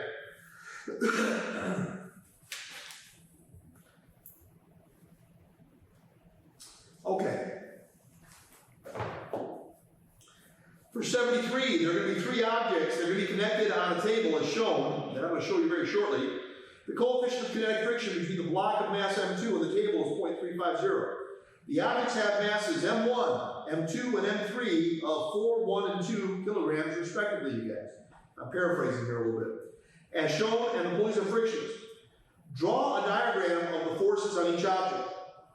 Draw the acceleration of each object. Determine the tensions of the 2 chords. If the tabletops were smooth, will the tensions increase, decrease, or remain the same? This is a great problem. Let's do it carefully, let's do it right. It's an excellent problem. 73, it's going to be something, you may see me do this again, either in person or on film. Hopefully we see each other, we can do this. Okay, let's do 73. Let me erase this. You know it's topic 4, number 73. It's the last topic.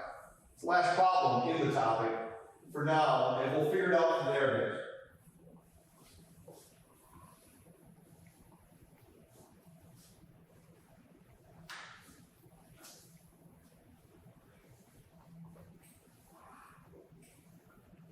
Pretty important conclusions to draw here. I guess we've got to talk about a tug of war, how things happen, and we'll kind of take it from there. So there's given 2 scenarios here, guys. We're talking about, well, I mean, there's a good number of questions here. I think once this stuff's written down, I think it becomes very manageable. All right, let's see what we can do here. And more to come on. Like I said, when I see you guys in person, we can talk a lot more. We will talk a lot more.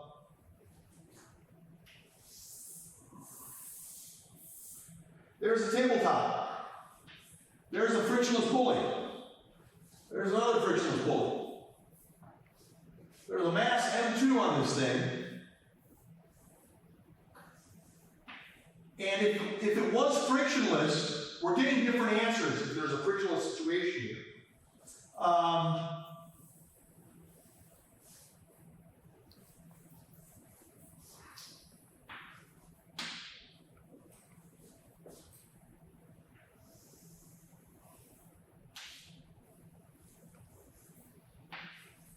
Okay, draw the masses like that. We can treat them like point masses very oftentimes, guys.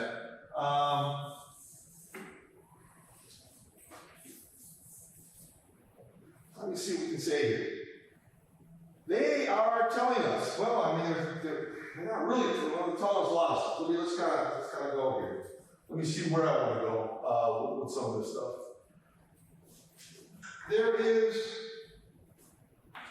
They're telling us mass M1 has 4 kilograms. They're telling us mass M2 on the tabletop has 1 kilogram.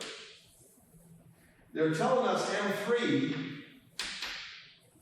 on the far right side is 2 kilograms. We're going to make a few assumptions. There's a coefficient of kinetic friction, 0.35, at least initially in this problem. Later on, they're going to say, let's put no friction on this thing. U sub k will go to 0 at that point. I got to ask you a couple questions. I mean, it's going to sound, I'm not trying to sound ridiculous, but just humor me, I guess you could say, when I do this. M1 is 4 kilograms, M2 is 1 kilogram, M3 is 2 kilograms. 4 kilograms is more than 2 kilograms. There's a tug of war here. This guy's pretty heavy. Why? Because he's massive and he's in a gravitational field.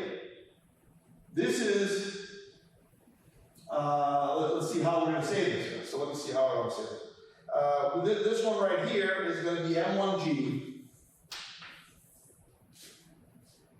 And I'm going to say this guy right here is half as big. So it's roughly half as big, but hopefully it looks about half as big as it's supposed to be. This is M3G. And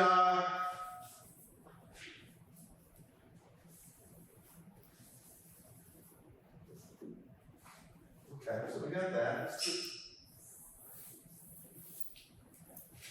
I absolutely love this chalk. I can't tell you how much I love it. Okay, so we have this, and I want to know what's going on. Well, my gut is telling me there's a tug of war here. The guy on the far left, there's a tug of war here, and the guy on the left wins the tug of war. If he wins the tug of war, friction's going to oppose the wind. Friction's going to go this way. F is mu sub k, m2g. Why am I doing that? Because this guy's straight down. He's m2g. He's m2g straight down. He's m2g straight down. Mu sub k times the normal. The normal is m2g. Mu sub k, m2g is the frictional force. It's fighting this. This guy wins. He wins, but he gets fought by the friction. What's going on? Well, that tells me there's a tension here. We'll call it T1. There's a tension here. Yeah, it's not as big. Why is it not as big? If they were the same size, that guy wouldn't move. Or if he did move, he'd move at a constant speed, no acceleration. This guy wins. He beats that guy.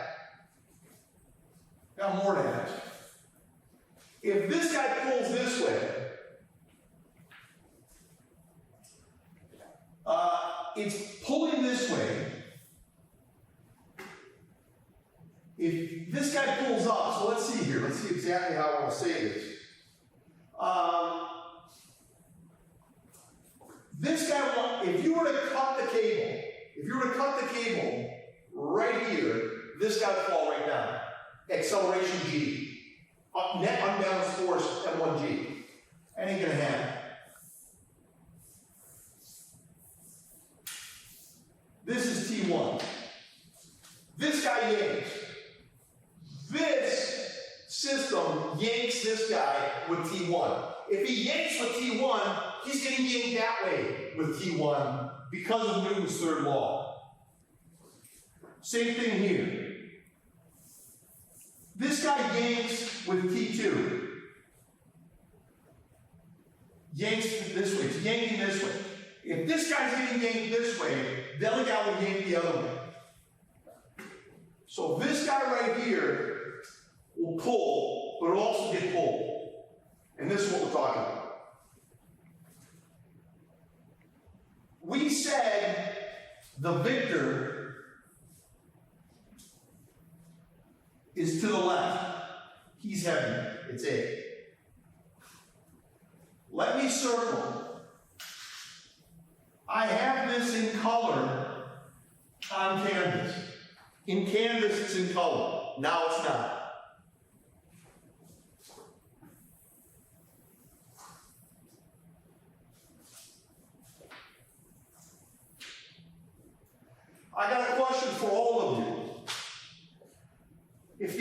acceleration of this guy on top is A that way, do you understand it's A down and it's A up? Guys, they're all attached to one another.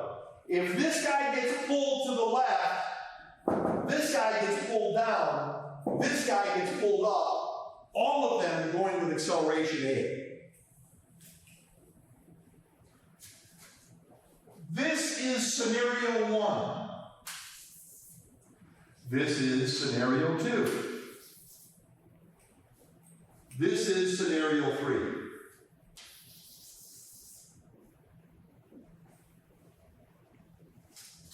Let's make it work. Let's get 3 equations. Look at the locations 1, 2, and 3. Again, all of this, guys, is on canvas. If I lose you here, I shouldn't lose you on canvas. Canvas should be okay. And that consideration will solve everything. Let's talk. Number 1. What is going on here, guys? Just look. Pretend nothing else in the universe is going on other than scenario number 1. No other physics is going on in the universe for a second, except scenario 1. Then no other universe is going to go on. No other mathematics or physics is going on other than what's going on in scenario 2. Then you're going to go to scenario 3. Let's look right here. What's going on here? Acceleration, huh? What's the unbalanced force? Unbalanced force? M1 times A is the unbalanced force. M1 times A at the end of all that. This guy's pulling down real hard, but he's being slowed up by everything going up here. This whole thing is trying to pull him back, and while he's pulling back, he's getting pulled the other way too. Action, reaction. This guy's trying to hold him back. Holding him back, he's also getting pulled. Newton's third law. Who's stronger, M1G or T1? M1G is. By how much?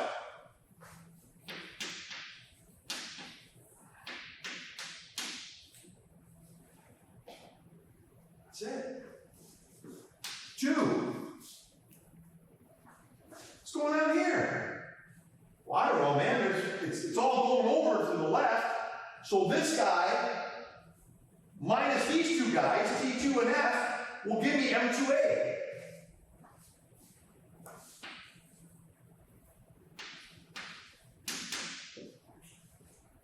M2A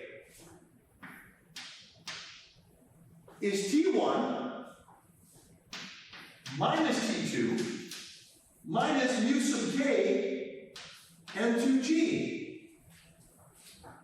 You understand they're pulling these guys, F and T2. F and T2 are pulling to the right. T1's pulling to the left. T1 wins by how much?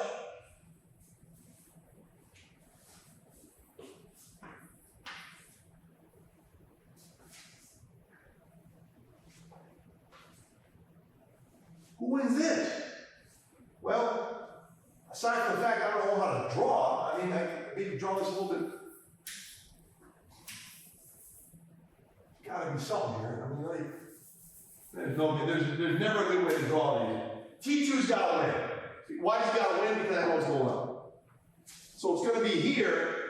It's gonna be M3 times A, M2 times A, M1 times A. They're all moving. Well, here, let's go. M3 times A.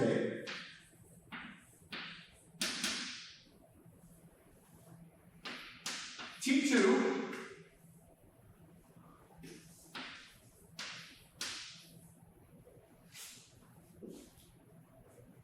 That's it.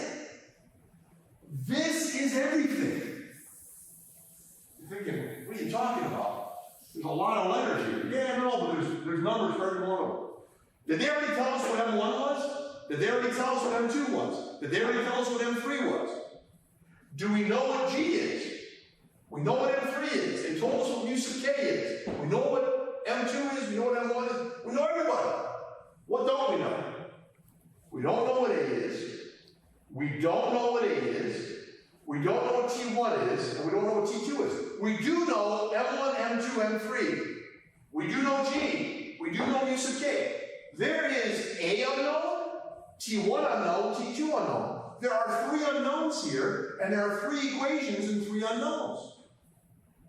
That's all you need. That's all you need. Solve these 3 equations and 3 unknowns.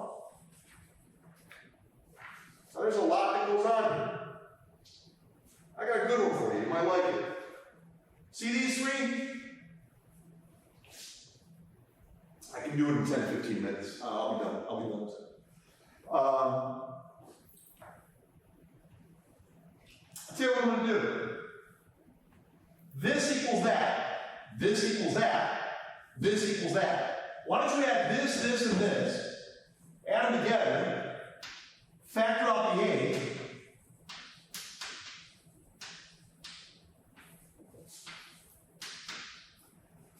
Why don't you add all these together? Let's see what happens here now. Negative T1 and positive T1 is 0. Negative T1 and positive T1. Negative T1 and positive T1 is 0. Negative T2 and positive T2 is 0. You got M1G minus M3G minus this. Okay, wait a minute now. We got M1G minus M3G. I'll show you what I'm doing in a second. Minus mu sub k M2G. Tell you what, I'll put the G right here.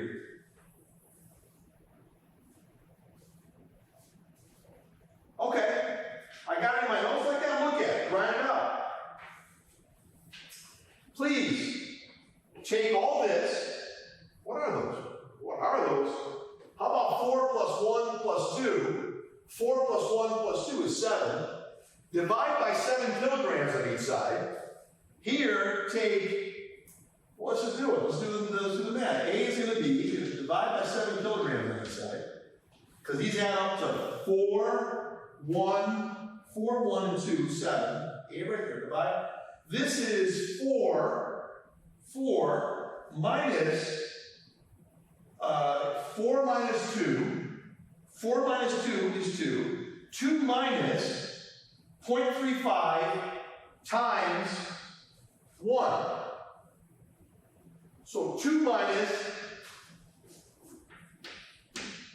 0.35 times 1. That's 1 point, that's A equals 1.65.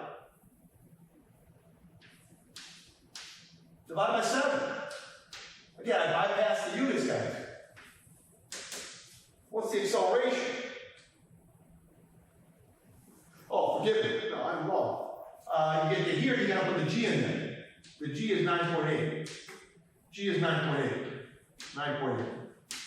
Now, go 1.65 times 9.8 divided by that. Okay, that'll work. That'll work. The G was over. G was over. That's 2.31 meters per second squared.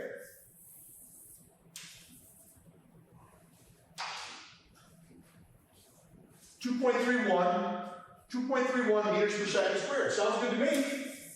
I got a question for you. That's if there's friction.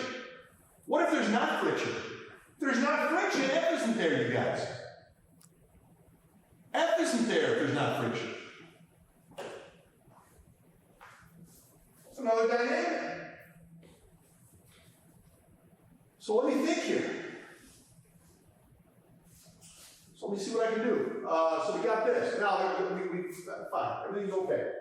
So if that's the case, let me see if this erases. It actually does.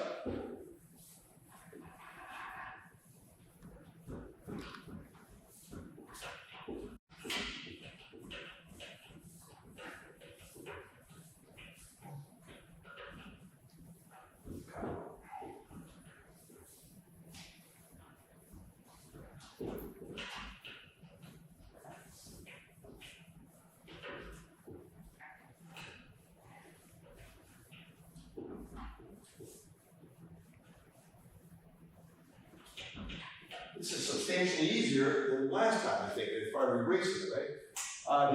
You okay right here? You want me to move this or okay? So, what's going on here?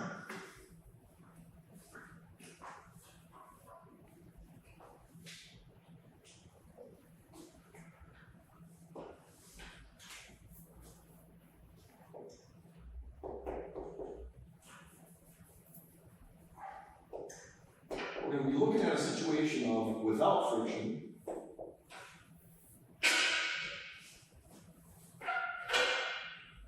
Something happened here. Oh, I think I know this. Without friction.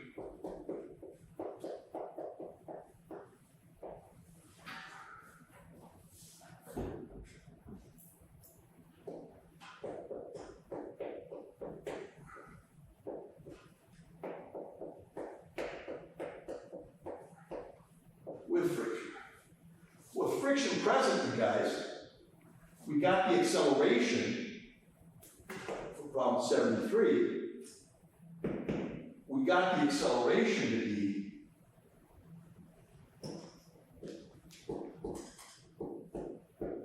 there it is. Now what are the tensions going to be on this one? I wish I had more room. Let me think.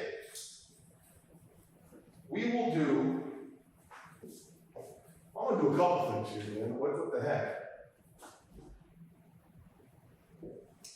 Let's kill a couple birds with one stone. The friction is this. With friction, you got this. What would happen here if there wasn't friction? Mu sub k would be gone. Mu sub k would be gone if there wasn't friction. I mean, we can cross all those bridges as we need to. We'll get there. Let me ask you a question. Let's do a couple things. Let's find out what the tensions were. What's tension? What's T1? What's T2? Do you agree that T1, if you add a T1 on each side, subtract M1A,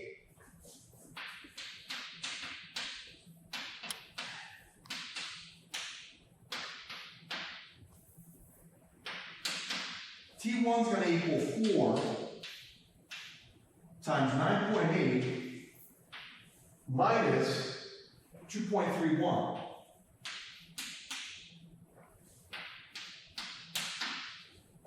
So let's see what it did.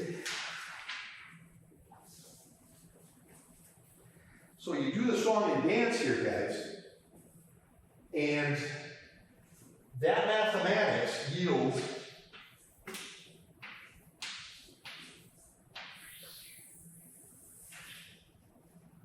29.96 newtons.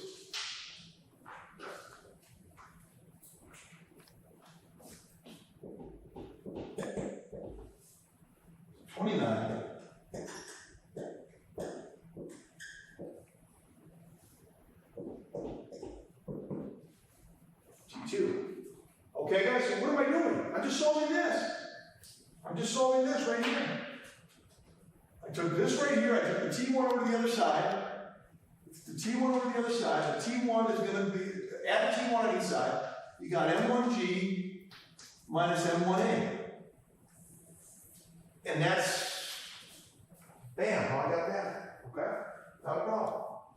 How would you get T2? I don't want to mess with this too much, I'll probably go over here. For T2,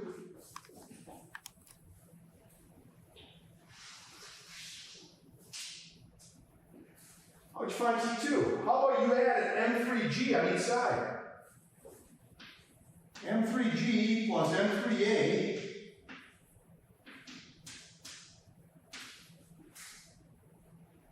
is T2. So let's see, make sure we did this right. Yeah, correct. Okay, this is fine. Yeah.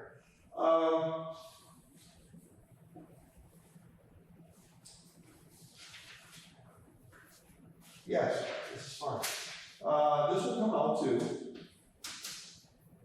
M3, G plus A, be careful. This is now 2, it's not 4. M1 was 4, this is 2. This is 2 times 9.8 plus 2.31. Oh, looks a little convoluted. What do you get for an answer on that? 24.22.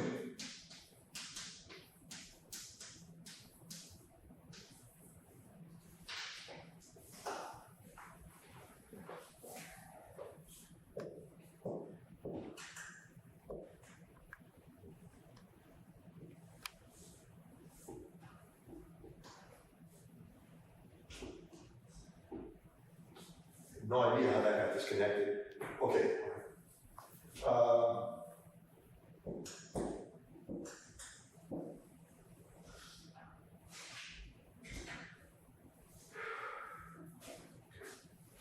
just hold this the whole time, I guess. All right, does that make sense? 24.22.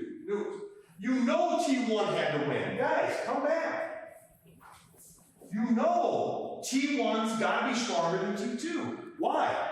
Because T1 is pulling everybody to the left. Or actually, at least it's pulling T2 to the left. M2 is moving to the left.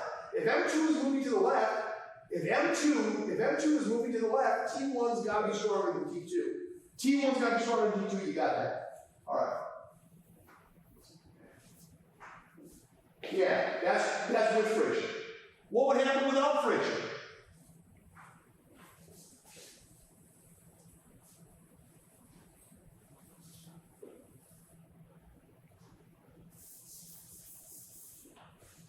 What would happen without friction? Well, I'll tell you what would happen. This is with friction. Know this? That's with friction. With friction is that. Look at it. You've got it on tape. You can always rewind it. That's with friction. Without friction, we're going to go right now. Without friction, mu sub k equals 0. If mu sub k equals 0, ladies and gentlemen, you're here. Add everything to the left. Add everything that's on the far left. Add up everything that's on the far left and get this. Add up everything that's on the far right. Negative T1 and positive T1 is 0. Negative T2 and positive T2 is 0. You've got M1G minus M3G. M1G minus M3G sounds good to me. Why don't you just do that? It's another dynamic. Now do it. Well, in this case, it's a different story. Different story.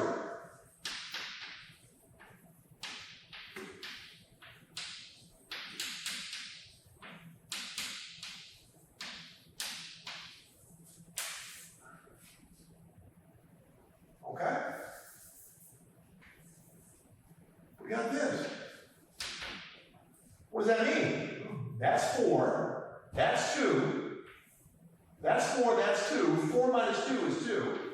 That's 7. This is 9.8.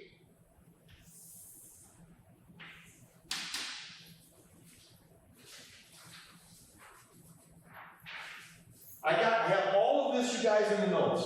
All of this is in the notes. On Canvas. This comes out to 2.8. Why wouldn't it come out to 2.8? I'm not filling this out here arbitrarily. There's your answer, 2.8. Why wouldn't it be greater than 2.31?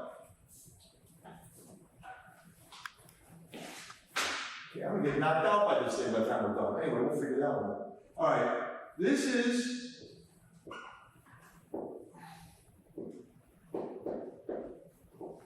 .38 meters per second squared. 2.38 meters per second squared. Why wouldn't it be greater? If there's no friction, of course everybody's going to be moving faster if there's no friction. I wonder what happens with the T1 and the T2.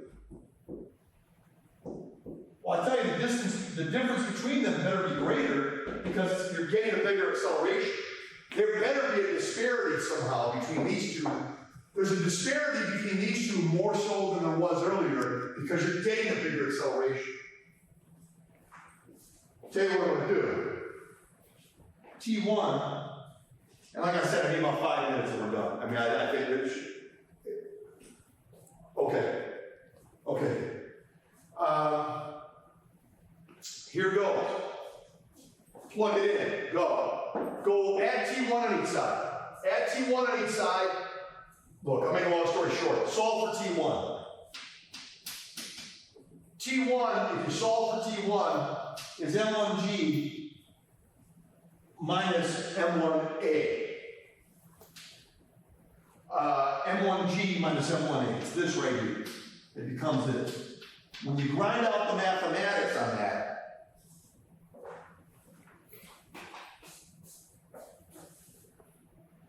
you get 28. Ain't as much tension on the first one. Makes sense. There's not as much pullback. Why is there not as much pullback?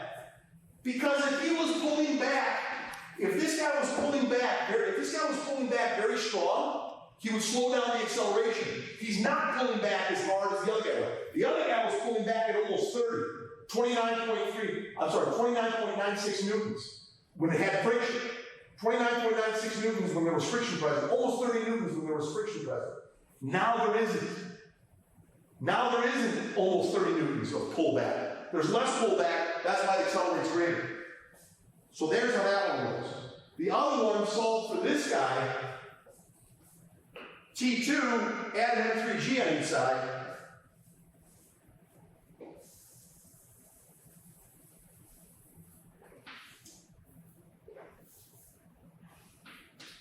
T2,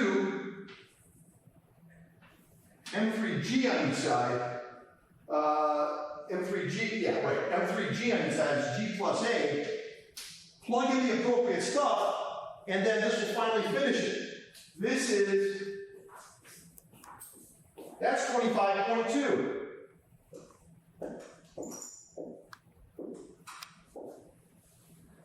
Wow, he's pulling back harder. Yeah, he's pulling back harder because he's pulling this guy up.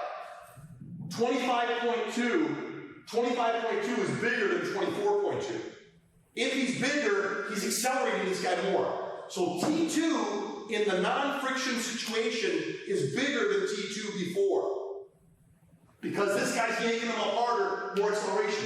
Here, T1, however, in the non-friction situation, is smaller than it was with the friction situation, which makes sense, because he's not being held back to come down. So come over here for a last shot at this thing. This is how it looks, and it is believable. When there's no friction, ladies and gentlemen, there's a greater acceleration. 2.8 is bigger than 2.31. No friction means greater acceleration. On the left side, where all the motion is going toward the left, this guy is smaller because he's not stopping the guy from falling as much as the other guy was when there was friction. So that's small. But here he's bigger because he's pulling the guy up faster. And there it is. And that's 73.